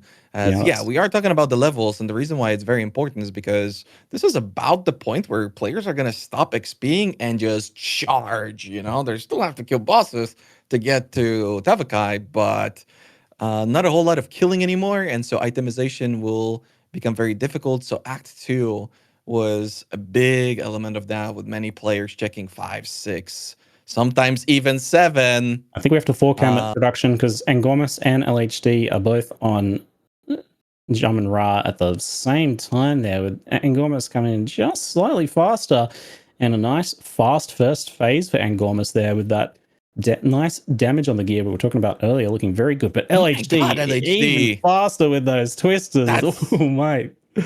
That's ridiculous. No ad phase for anybody. Yeah, Angormus got there first and got through that phase pretty quick, but LHD catching up a little bit in that first phase there and actually going into second phase ahead of Angormus, despite Angormus having started that sooner there. That is wild. Although, keep in mind that there might be a slight difference in stream delay here if we're watching differently. But LHD just doing so much damage and getting the freeze on Jamin Ra. One big axe swipe, but that might be it for Jamin Ra. That's literally all he gets to show you of his ability moveset. The developers handcrafted like a dozen moves for these bosses. You get to see one of them. Same thing on Angormus' screen. Tries to summon a portal, probably to try and run away, I imagine, but he's unable to. And Angormus secures the kill there. Very nice, with LHD potentially being in the lead a little bit, but we'll see what the actual ladder times say in a moment after the other races finish up here. But 23 moving through a bubble phase in the first one, so taking a little bit longer there. But let's have a look. LHD taking the kill at 1 hour, 11 minutes and 58 seconds, and Angormus just 7 seconds behind on that Jamin Ra kill. We'll have to wait and see who our third place kill is. I gotta say though, 23 though. I'm looking at last week's VOD, and our players have really stepped up their game. You remember when I talked about how they're about 4 minutes behind what we were having last week? Yeah. Well, now they're like 15 seconds ahead. So this Act 2 was ridiculous. That's insane. Everybody pumped through this one. Such a good layouts and such crazy gear and everything. We did have some time cost in some of the zones in Act 2, I suppose. So there might have been a bit of a minute difference there, maybe. But that's really fast. Crazy. 23 having a really good second phase though after a slightly slow first one. No, never mind. Last week was 1 minute faster, so they still caught up 3 because we were looking at Angormus, but guy that dies actually already did his fight. That guy was pretty fast. So Still, they caught up quite a lot, quite indeed, having qualified for Exilecon. I think you can state that. He's pretty good. Absolutely. I noticed Woodish swapping over to that Igniferous, decked out in all sorts of uniques. An unusual set of uniques, but making advantage of them when they make sense. You evaluate these things on the fly a little bit here when they're a less obvious unique. You're like, is this actually helpful to me, or is it just shiny? For sure. Woodish dodging that slash. We're going to be seeing some cool tech with the Tame Beast. Little bit of RNG on the Tame Beast that's going to be coming up for our players. Yeah, absolutely. So the Huntresses will be looking for a Tame Beast coming up, and there'll be a checkpoint that they can reset if they don't happen to run into one earlier. And they're looking for a ground effect, preferably fire or lightning ground effects. So anything that causes explosions or leaves a trail of shock ground or ignited ground is just a way to consistently get that damage buff for your twisters. And that is a big energy shield. Yeah, and we saw energy shield last week. It was super effective. Yeah, 200 extra energy shield was really nice. LHD with a crazy Monkey there. Just frozen the whole time. Monkey is... Poor Monkey. I remember when Monkey was killing races all over the place in earlier seasons. Well, this case over nerf. LHD bring back old Monkey. Monkey was nerfed a little bit, but at this point, the races are just doing so much damage. And yeah, you can see the character level to zone difference has become so severe that LHD is leaving a pair of gloves on the ground just because he's never going to be able to get the levels to utilize it. And now he's just trying to get through the zones as quickly as possible with a little bit of a pit stop that's going to be happening for that previously mentioned Tame Beast. It's an easy point that's easy to, like, it's an interesting point that's easy to miss is that, if they don't have their gear sorted by this point, it becomes increasingly harder to do so as the gear becomes harder and harder for them to equip, both in levels and attribute requirements. So you kind of, they're looking to pick up specific bases and craft them as they go at this point. And Gormus on the Mighty Silver Fist. Swapping no Tame Beast for LHD. He progresses. Interesting. Okay. LHD didn't pick up a beast in the interesting. I don't think so. I mean, I might have listen. It would be on brand for me to miss it, but I don't think so. It could be he has a spider beast. Oh, he might have picked up one on the way or something then. I didn't see a bunch of resetting going on, so maybe maybe you don't see it until we're about to see it. Yeah, let's full screen LHD for Ken. He does have one. He does have one. Yeah, he's got one. So you can see it comes out on the weapon swap there. It looks like he's got a spider with some shock ground from the looks of it. That's some big Zyclusion killing right there. You'll see the Huntresses taking advantage of the staircase, pulling Zyclusion up into there. If it cooperates, it doesn't always. But in that case, it did. And it's actually chilled ground, but the spider must have like some extra lightning thing on it or something. I don't know what that is. Oh, I think I saw it a long time ago. Then he must have picked it up a long time. I could have sworn that I saw the icon like way in Act 2 because apparently he had it do Germandra. Yeah, he got that really early then. I wasn't certain. I thought I was seeing things. Turns out, that's a really good pickup. He's had one for a really long time. Yeah. I do wonder if the spider is like squishier on average than some of the other beasts that they tend to pick up later, though, because like if it dies really quickly in the boss fights, that can be a bit of a problem. We did actually see the beast tanking quite well in the Tavakai fight last week for a guy that dies, I believe. Kill. Wait, no. Well done by 23. Yes, guy that does. Yeah, that was guy that dies. Yeah. I know, it's confusing because he was playing Mercenary and then he swapped over to Huntress and boom, he wins the qualifier. Surprise. Like, hold up. Mercenaries don't get me. So right, yeah, that's right. Yes. Yeah. Guy that dies did secure that Huntress demi, but not the demi. The demi, but also that Exilecon win there. And Gormus. Wait, actually, hold on. Where's Jiluo? Where's guy that dies?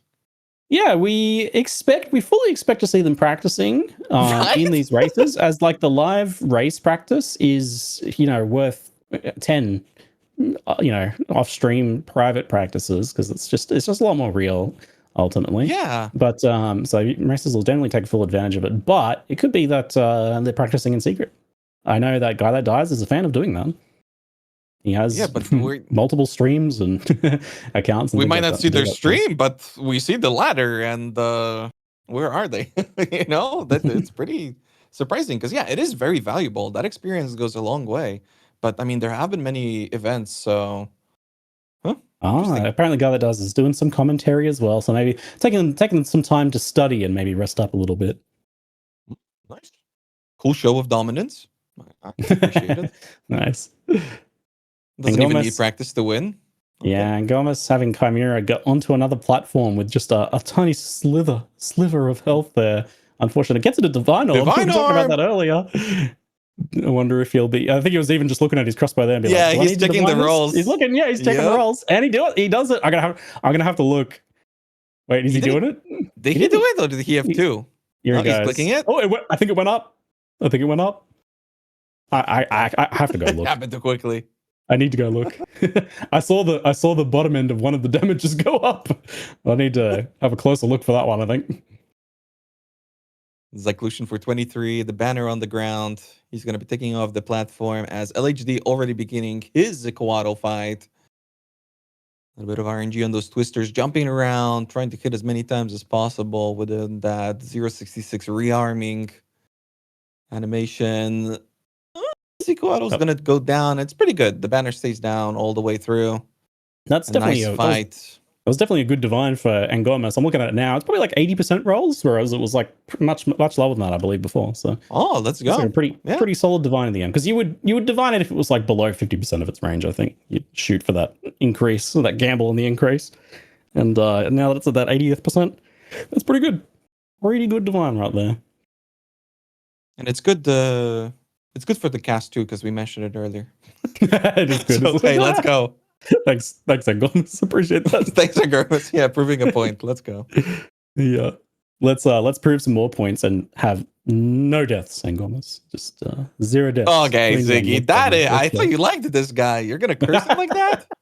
That's ridiculous. No. Oh no, I forgot. Why do we always do this? You did this. I'm not partaking in this take. I'm just being all over the place. Nervous goes for the checkpoint reset. He's going to be looking for the core. Where is this? Where is the core? He needs it to activate the boss. He's struggling though. Where's this core at? He's going for the clear. He's going to reset a checkpoint to reposition the core. The reason why he's also exploring. There it is. Right. Yeah. If you've not seen that strategy before, you can go to the checkpoint, just kind of reveal a little bit of an area around the checkpoint, and then you can reset at checkpoint a few times, and it shuffles each time you reset the quest item, and they'll quite often appear within view of your minimap so that you can just go over and grab it and not have to actually search all over the place for them. So that's something you can fully take advantage of in your regular campaign runs to have an easier time through this zone that can take a while to do otherwise. But Ngomas getting that down. But got a nice stun on Zikuato here. Can he get that damage down to secure him before anything else goes on? Pretty, getting it. Man, it's getting it. This is a little bit lingering. Zikuato there, not super fast. Yeah, that wasn't super fast, right? I was kind of hoping for more. Weirdish is on Chimera there in the background. No Ice Breath, which makes for the easiest kill, as you can just kind of kill them while they're doing that Ice Breath. And Zyclusion does indeed fly away, so no one phase for Weirdish. Weirdish will have to get that stone pillar down and hopefully should be able to kill them with the amount of health that's left there. And holy mother of all race gaps. LHD, right? 120 seconds behind. That is crazy right now. AHD is on an absolute tear. 23 getting a very fast Zikuato kill. Those empowered twisters bouncing back and forth, using those long walls there, as that wall that Zikuato's standing against is too close for the twisters to get the double tap damage. If you're leveling twisters yourself, make sure you use the further away wall rather than the really close one to get that bonus damage, because otherwise it will just not work at all. But LHD, that is 2-minute lead at this point. Crazy run for LHD right now. I think I'm gonna have to have a little bit of a peek on how LHD is doing. We've had gaps like this before, but with the race being so close in Act 1 and 2, I wasn't really expecting that was going to be happening. We have had some rips, so that's a factor as well. But with LHD being the first person in the drowned city, you can see that movement coming into play, skipping all of the mobs. This zone, not super difficult to get through. Udzal is going to be a whole nother story, but we're still a little bit away from that. as our players are just trying to get through here as quickly as possible. The layout reads coming into play so heavily. Ziggy, how's that gear looking? All right, I've loaded up LHD. Now we're taking a look at their two gear sets. They've got themselves a nice attack speed winged spear there, which is for that whirlwind setup, the optimal setup that they'll get going later. Right now, as you can see, using the talisman for wolf form, just because running around and dodge rolling in wolf form is just about as fast as sprinting, and it's way safer. So taking full advantage of that now. But that winged spear is banked in the inventory, ready to go for whirling slash. And then the war spear, which is the damage one, in the background there for the twisters itself. Ideally, you want high physical damage and pretty good physical damage here. 75% increased IPD. Wow. Increased physical. It doesn't have flat. No flat. No flat, but the hybrid roll and the IPD, kind of a low roll, but still pretty decent. Ultimately, they're pretty good. It's got 1 to 18 lightning and a bit of extra bonus attack speed there. An interesting thing here, though, is the Room of Accumulation, which is one of the League Mechanic runes, which on a spear gives, if you'll stop shuffling it around, he keeps changing his weapon set. It gives added cold damage. He's fighting a boss, Ziggy. Stop changing your weapons. I'm trying to read your gear. I'm gonna have to bring it up on the wiki. It's actually really funny. I'm trying to chase it. He's done. He's done. Take a look now. This is a boss stat. It gives you added cold damage equal to the enemy's power for 20 seconds up to a total of 32 added fight cold damage, and that's min and max cold damage. 32 to 32 cold damage there. That's quite a lot of cold damage. That's substantially more damage than you're typically getting from a single rune like that. So, and cold is really nice for those shadows and everything as well. So really good if you need to clear out some packs or get that freeze a little bit faster, get those chills, etc. Well, just deal damage. But things looking pretty good for LHD there. Checking over the rest of the gear as well, just to see what sort of state they're in. We have some 15% move speed boots, a nice double damage roll on the gloves, double damage on the ring, and some extra physical damage on the other emerald ring. Oh, he's got a short-footed sigil. How did I bury the lead like this? Oh, no. Oh, look, man, I thought those wolf leaps were looking even better, even spicier there. He's got a short-footed sigil. I really buried the lead on that one. I do not know when LHD managed to pick that up. Possibly a little bit later in the race. There we go. Production, good job bringing up the short-footed sigil. This is the amulet that Anglomas had last race. It might look a little unassuming. That 1 meter to dodge roll distance is what it's all about.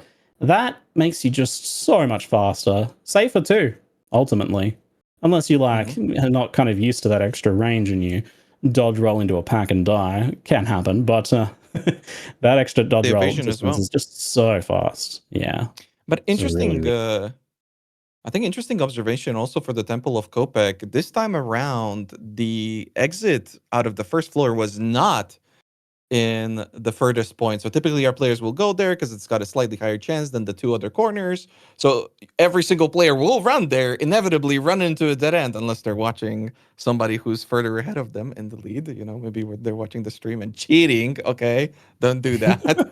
And then they're going to have a 50-50, right? Because they can either go left or they can go right to try and fight it. So that's going to be an issue that all of our players are going to be running into. Not something that's going to happen in the second zone, as all you have to do is find that gap and jump over it. And it will always be on that side if you're trying to get on over to the bosses. And Gormis finds the Queen of Filth. And hopefully this time around, none of our players will hang around on the mushrooms. Yeah, with some mushroom surfing, but Angorma's positioning pretty well. It does pop a few mushrooms there, but is just fine. Not too bad. He's a bit of damage from the damage over time, manages it. And 23 in the background as well, also securing their Queen of Filth kill. Looks like no Queen of Filth deaths to speak of here for us on stream this time around. We had a rolling slam death, I think, in week 1 maybe, and some mushrooms in week 2. I can't remember who was it that died on the Queen of Filth last week. I do recall who the mushroom surfer was, but it was a classic moment though. It was dramatic. It was a huntress because they had the fire twisters everywhere on screen. It was 23, was it? Oh, there you go. Well, 23 gets their vengeance this week with getting a nice fast kill there with no mushroom deaths. Yes, the visibility mushroom death last week. It looks like Woodish might be getting substituted out for Whole New Society, who's doing quite well. This. I know it's someone you were wanting to keep a close eye on, Rise, and you were saying we often see them later in the stream. That's what I was thinking. I was thinking that Whole New Society might come out ahead. I think He's been having just really, really incredible runs. In the first qualifier, he was actually second with only a 2-minute difference between him and Gilliwo. So Whole New Society, definitely a player to watch out for. But we were also watching. What happened? I just saw his face go grey on the right hand side of the screen. He did. No, Angormus. Oh, once again the LHD curse. though. LHD. Wait, Viper. We gotta watch Viper. Yeah, let's focus LHD's Viper kill here. Angormus in a second. Viper first. Okay, yeah, we'll take a look at that Angormus kill in a second. Pause our grief for just a moment as we move into the crucial Viper fight for the Huntress. Will we be seeing 3 immunity phases or no immunity phases? Nah, he's got too much damage. With that Malice Scepter too, this is going to be a quick one, I think. On grenades, you might struggle. This boss moves around a lot, but Twister... Is that spider like shocking the boss or something too? Because it's got a lot of lightning. The boss was instantly shocked. And it's got chill ground. This might be an insane... Look at that damage. That's insane. And the bounce is there. It's just deleted while frozen. Didn't even have a chance to finish her monologue. Yep. What on earth? LHD, that was filthy, mate. What a complete difference to last week's Viper. There's so much that we could be talking about, you know, as the boss gets less HP and the phases keep going, the arena gets smaller, the twisters become more effective. Yeah, none of that happening. It's just immediate death as we watch the replay of what happened to Angormus. Oh, you see that dead end might actually come into play. Damn, and the worst part, it's not even there. Yeah. It's not there. That's not where the exit is. He could have gone through that area in the end? No, he could have gone through, but that's not where the exit was. The exit was on the left. That's why I was saying that all of the players are going to go there. And in the case of Angormus, he's actually going to end up dying because of it. Yeah, Wolfform lets you pass through a lot of packs there, and Angormus getting stuck on just like perfectly spaced body blocking from the mobs there, not able to just kind of narrowly slip through. And because you're in full run mode as well, it's difficult to switch back and like deal damage to kill monsters here. LHD actually managed to find the heart, so super interesting. I was looking that he was killing all the mobs in Utsal. A part of that is staying alive, you know, because it is such a dangerous zone, and you can see it on 23's screen as he keeps dying, and he's going to find the heart as well. So nice clear king those big guys, and it is quite a bit of RNG, but if you find the correct pack, you can drop that heart in Utsal, and that will allow you to get 2 extra passive points. Super useful for 23 and both LHD. I think looking at LHD with that sure-footed sigil and that Viper kill just now, I think, do we get to say the line rise? No. We don't get to say the line? I mean, it depends. Do we want him to win or? I mean, yeah, it didn't work so well for Angormus last week, did it? But I'm going to say it. Yeah. I think at this point, Rise, it's LHD's race to lose. Let's go. He's dead. Oh, yeah. This is a wild lead that LHD has carved out for themselves here off the back of some very good play on top of some very nice items. 23 moving into their Viper kill. Let's see how it goes. Maybe a more normal Viper Napawatsu kill here. Let's see. Does get a shock down and the freeze, but going down really fast. Oh, there's just a little bit of time there for a potential immunity phase to come out. It's enough. Does manage to secure it. Gets it done. There's just like that little bit of extra breath of time there compared to LHD's kill. Meanwhile, as during the transition, basically, first phase of Doriani died, and we move into the second phase. Certainly no laser phase for LHD. The full Doriani speedrun skip there on pace. Eats a slam at the start there. I mean, a little careful. 670 life is pretty good, though. There's that big freeze. Shock is down instantly. Big damage. Every single ailment under the sun on Doriani right now. Blinded, ignited, chilled, frozen, shocked, and dead. The worst of all ailments. Dead and at a ridiculous pace, because last week we had an almost under 2-hour finish overall for the race. And right now we were at, well, we haven't got the update yet for the Doriani, but for last week it was 1 hour, 36 minutes, and 12 seconds for the Doriani kill. 4 guy that dies. Let's see if we can get the update for LHD. How much further ahead is he? 1 hour, 32 minutes, and 21 seconds. So, wow, almost 4 entire minutes of difference. And I mean, this is going to matter because if LHD manages to qualify, Guy that dies is currently watching the race, and LHD is practicing, so it might make a difference. Yeah, that's it. That's it. Ultimately, now, if you've secured that win, it's all about gearing up and getting ready for that Exilecon race itself, which is ultimately not that far away. It's only a couple months. It's nerve-wrackingly close at this point if you're going to be preparing for it. 100%. Lee Dong-lin with his Kopek fight, whole new society, trying to progress over to Viper, finds the boss, and 23 getting close to Doriani now. If we can, team maybe, or focus on the other ones, or a bit. LHD is moving into the prison here. Whole new society starting the Viper fight. The prisoner, of course, coming up for LHD is a bit of a scary boss at times. So we're keeping one eye on them at the same time. 23 moving into the Doriani phase 1 fight there. Currently putting them in second, but a couple minutes behind at this point. And what about the race for our mercenary dreams? Yeah. The race isn't over until it's over. Tavakai is just still so dangerous. I mean, all of Act 4. 23 dead. I look over and he's gone. Oh no! That's got to be a tilter. We haven't seen. That was Doriani death. Wow, we haven't seen. Yeah, a Doriani death. What happened? We've never seen that. Yeah, it's been a very long time. I feel like since we've seen a Doriani death. That is wild. We'll take a look at that recap in a minute after this Viper Nakwatsi fight for Whole New Society, which. Now that we've got the mercenaries going through at 27, there's a bit more of a chance of Viper hitting the immunity phase, but Whole New Society isn't worried because they get it down very quickly. That was a very smooth level 27 mercenary kill there. Remember, in previous weeks, the mercenaries were level 31 at this point. They had those, like, an extra set of grenade passives and whatnot.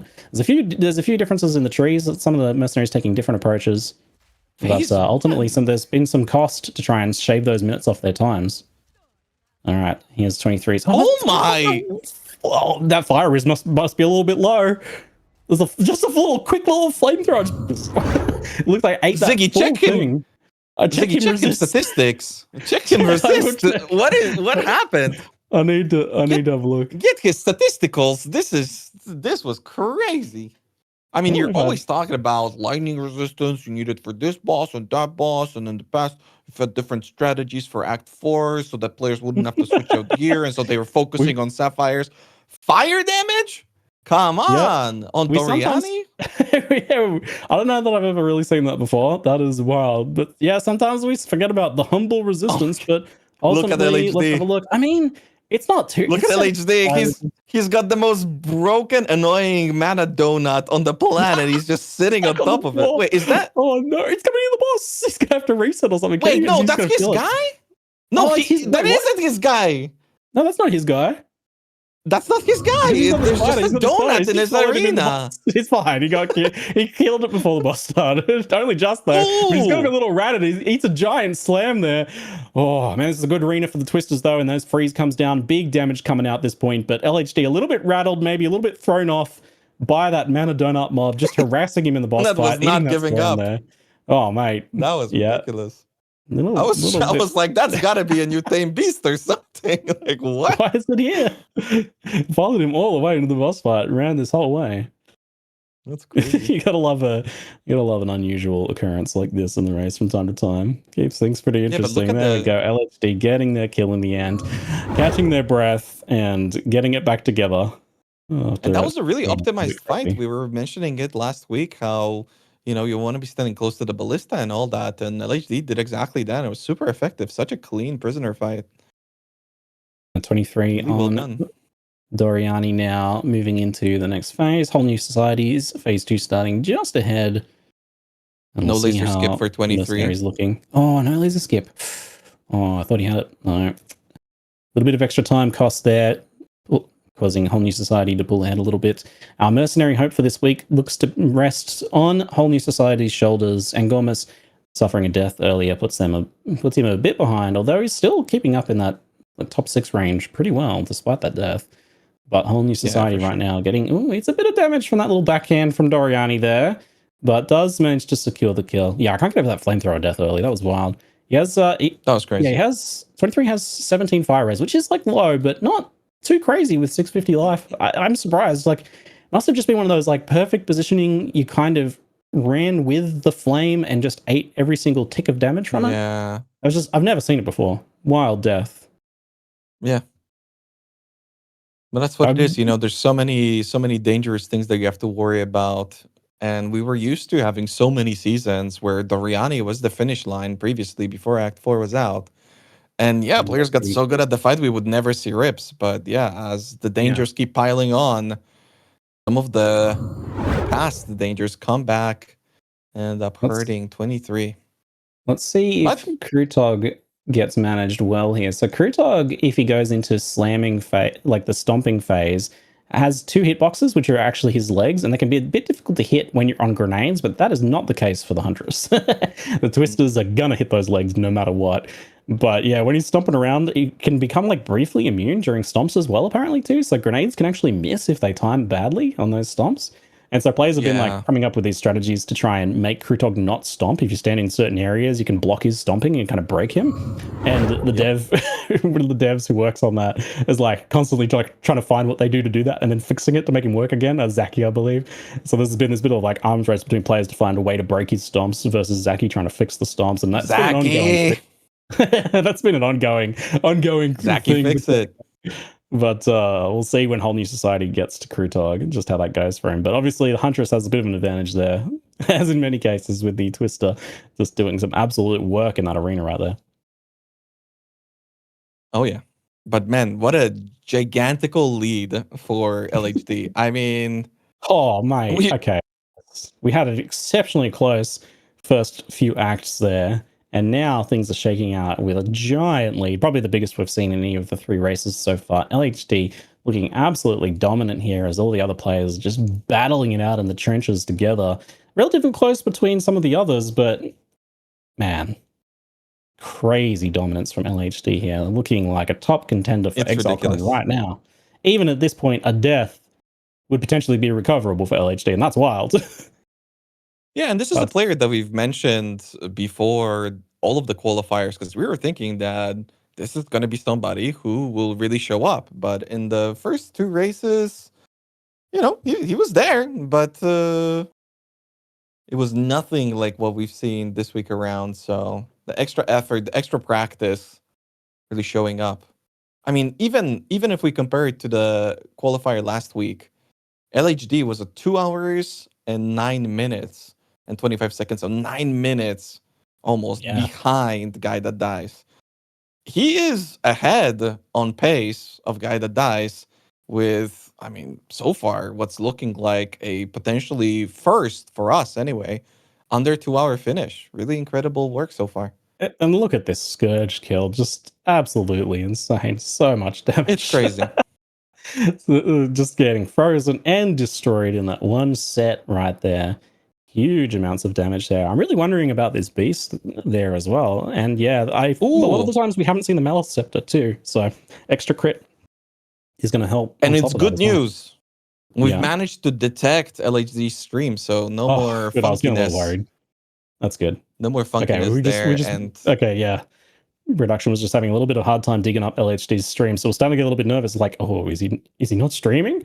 But thankfully, he is there. So if LHD can secure this win, can carry it through to the end without some sort of multiple death upset or something, then this could be that ticket to Exilecon right here. Hasn't really made any mistakes yet, and you are really going in. No mistakes. There's no way he's gonna die multiple times. On Tavakai, phase 3, last 10% HP, resetting the entire fight. No. Yep. You would need some serious caster cursing at this point. I think LHD is almost making themselves caster curse immune right at this point. We'll see. I'll do my best to, keep things interesting, but I don't even know if I have that level of power. I gotta say, typically I would be all in for the drama, but I'm just appreciating a really incredible run from LHD. You can't just look at this and not be in awe of how much everybody has improved and how some of our players are really starting to show up and stand out. Just the mastery of PoE2 campaign. Yeah, this is wild. Just going so hard on the practice and to see such mastery of the game and coming together when that converges, when all of that practice converges on a good run live on the actual race event. It can be rare. It can be rare that even happens. And then other times when you do get that good RNG, but you're not having a good race, like other things are going wrong, or you make a big mistake or something. Yeah, something goes horribly wrong. But in this case, we're seeing that convergence of the good RNG meeting the great play, and it's a spectacle. And as we push forwards to the boss here on LHD, he's got 693 health. Let me take a look at some of those other stats there, and we'll have a little bit of a look just how well shored up we are defensively speaking. As we know, the offensives are on point right now. That's for sure. Yeah, 100 energy shield as well as we approach Torvian. A pretty difficult fight for any class or player. Some mechanics they have to pay attention to. They don't immediately spawn, so you can see he doesn't even aim that rock. Oh, he gets hit pretty. Yeah. I was slightly ahead because I was watching in-game then, but yeah, it's a big hit from Torvian there, but manages to recover from it with some nice fast. He's got an increased recovery rate flask, a 50% increased recovery rate, which is... and he prioritizes the left platform as well for that ailment prevention, as it is very important on the Huntress, then goes for the right one to remove the damage reduction. And once that goes down, Torvian suddenly he's taking damage again. Although he's going away. He's kind of drawing that fight out just a little bit here. What is going on? He missed the second rock, and I think it's just he's like not hitting immune to damage, or all the twisters are missing or something there. I don't know. Yeah, I thought he missed the rock, but no, I think he was ramping. I think it might have been kind of weird. Missing. It was kind of weird though. Yeah. It was like, what's going on? I was like, is he bugged? What is happening? I mean, he can afford to do this. He got it. Whatever it was, he battled through it. Twisters ended up kind of shrine there in the end. 23 getting a crit dog kill there. Li Donglin on the prisoner right now in the background as well. Getting some big empowered twister action and a big freeze for some nice damage in the background. LHD lightning shrine. Lightning shrine.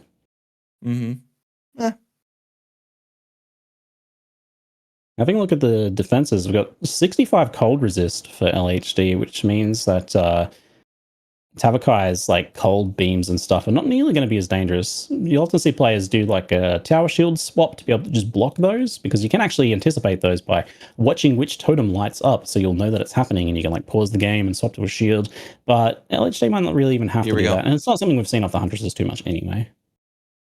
The big Benedictus, a boss that used to be incredibly tricky, is going to go back for the shrine. Yeah, gets that added lightning damage shrine there. Because, he needs more damage. That's what he needs. Yeah. I mean, even more damage. This is a bigger arena, so it's a bit more likely those twisters miss. But that said, that Malice crit is building up. You can see that 4% bonus crit rate there. The shock going down immediately. I do think that Spider's doing something there. And some big old damage coming down. Is he going to have to go through a maze, though? I think so. The banner's down.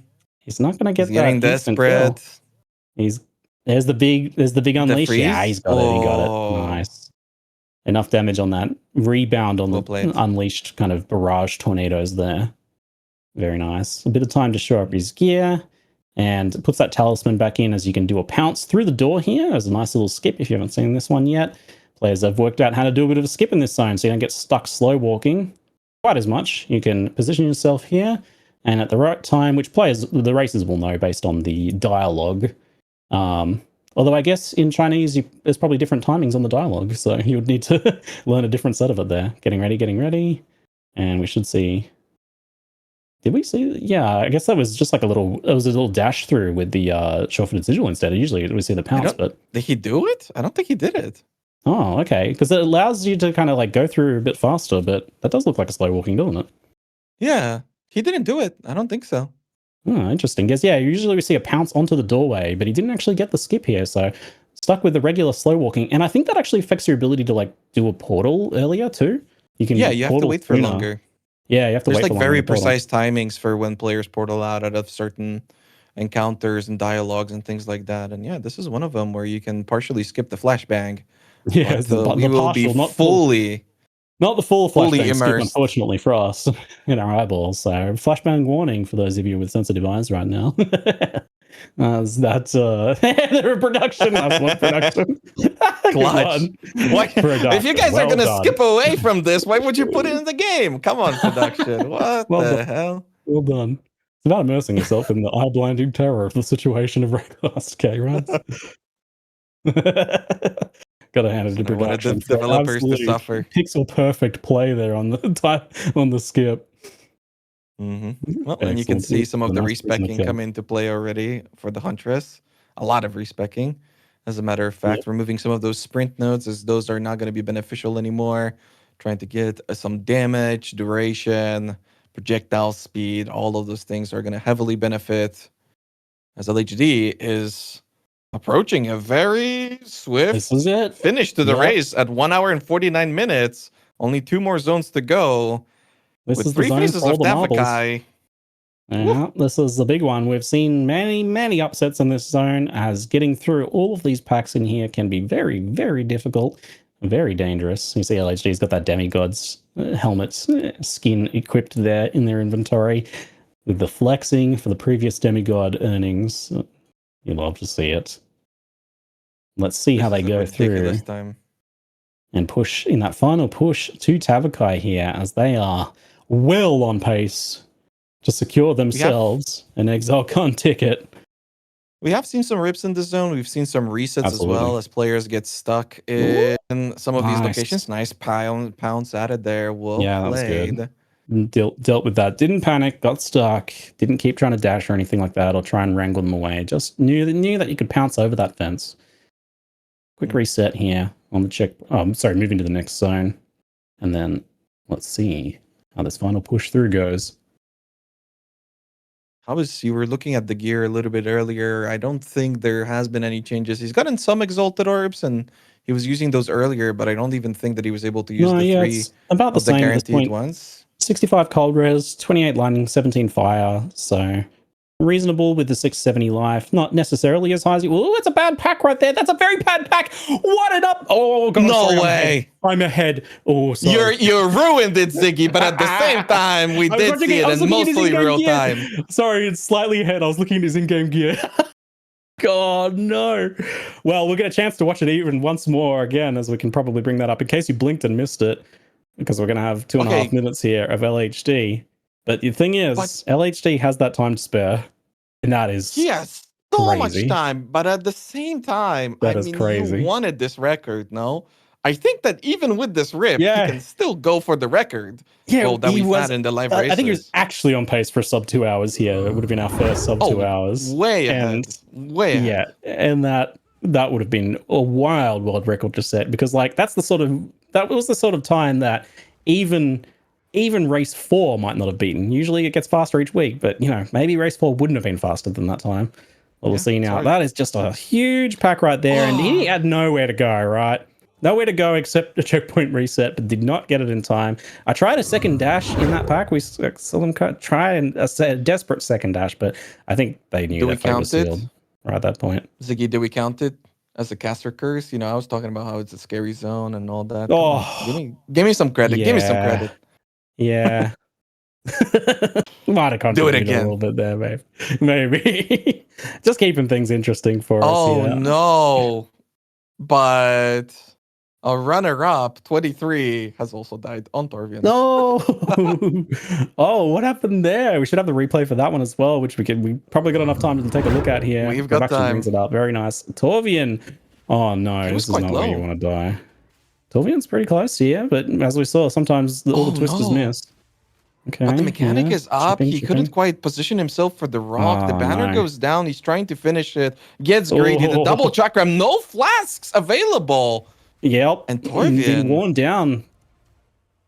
Yeah, they've been worn down over the course of the fight. So that's one of those series of mistakes, kind of everything going wrong in sequence there for 23. It is kind of a tricky fight, right? Because of those chakrams going around, you always want to stay topped off, because if you get hit by a double chakram, you just kind of die. So if you just did that attack a couple times too many, 23 was trying to pre-pot it, ends up costing you all your flasks, and yeah, he just ran out of HP. Very unfortunate. You could see the panic too, because he wasn't really doing the mechanic either. The left side ad was up, and he couldn't position himself close enough to that wall to get that rock flying. As Whole New Society is trying to get through his Benedictus, and LHD back on the move. Jigglypuff, yes. Apparently LHD likes to be called Jigglypuff. I think it was Crimson that was telling me about this. Crimson, I think someone was asking what LHD's preferred like English name was if they had one, as some of the Chinese races do, especially if they have like random letters or numbers for their name. And LHD said Jigglypuff. you gotta love it. There we go. Yeah. So there we go. He got through the zone up to Torvian. Let's go. 1 hour and 54 minutes as the fight will be beginning very shortly. Got through that choke point that resulted in that death earlier. It was a rough one, but we see it a lot there. It is a very spicy final zone to push through there. When you're not really able to kill those monsters, you're just trying to get through as quickly as possible. Pathing through there is very difficult. First by this Tavakai is usually going down without incident here, and that freeze gives you a lot of time to do some big damage here before too much happens. There is one slam that can end them here, but yeah, he's slowed. He's he's styling. Yeah. Showing off the demigod. Showing off indeed. Look at that demigod. Look at that spider too. I feel like I'm doing some work on this run. Yeah, he's kicking ass. I don't know what that lightning ability is on it, but I'm pretty sure it's shocking the losses immediately. You know, I was gonna look it up, and then I realized there's like 600 arch nemesis effects, and yeah, I give up. yeah. Bring it up on PvDB. It's like it's like it doesn't feel like there's that many. There's a lot. Good luck. There's a lot. Yeah. Devs are a little bit unhinged with some of that stuff. Well, second phase 2. Here we go. Oh, you're frozen in the air. It's gonna pop here. Style in here. Oh, a bit of hang time for Tavakai there as he gets frozen mid-leap.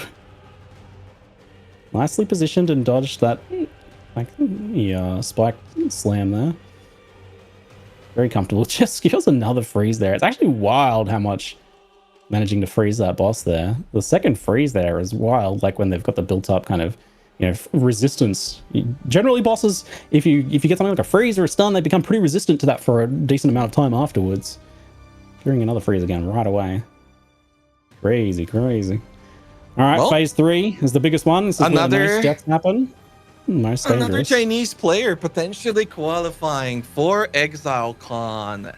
The third qualifier. Only one more opportunity after this one. We are not trying to cast our Curson with 1 hour and 55 minutes and 55 seconds on the clock right now. Surely an under 2 hour finish is possible, granted, as long as there will be no deaths in this particularly dangerous third phase.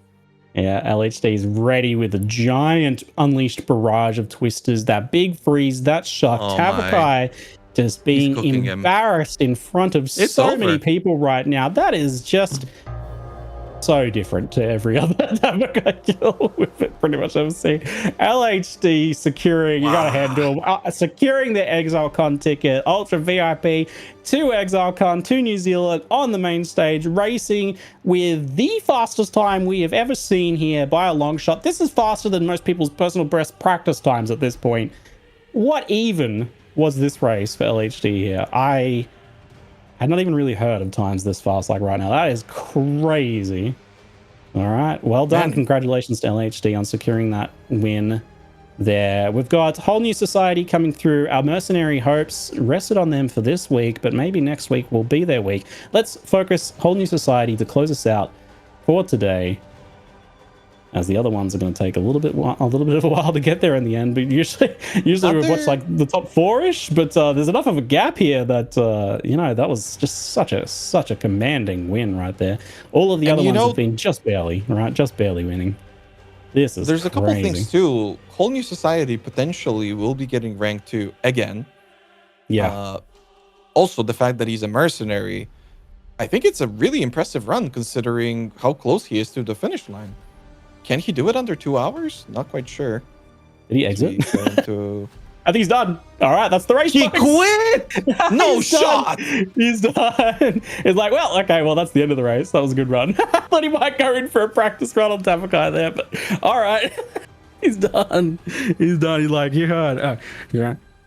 Oh, yep. Okay, right. I'm done. That's the end of the race. Gone. There you go. For a sudden end for you.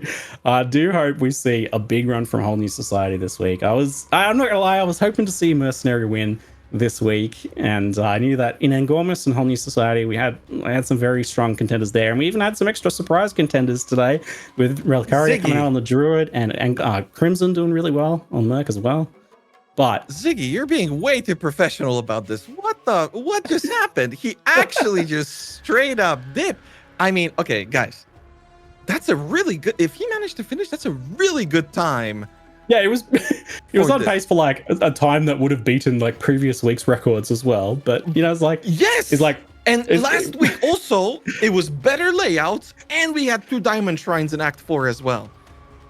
The fact that he doesn't go to the finish line is blowing my mind. And that is yeah, I mean, hey, different players, different approaches. Maybe you can channel this energy and transfer it to next week for the final qualifier. Damn, that's crazy.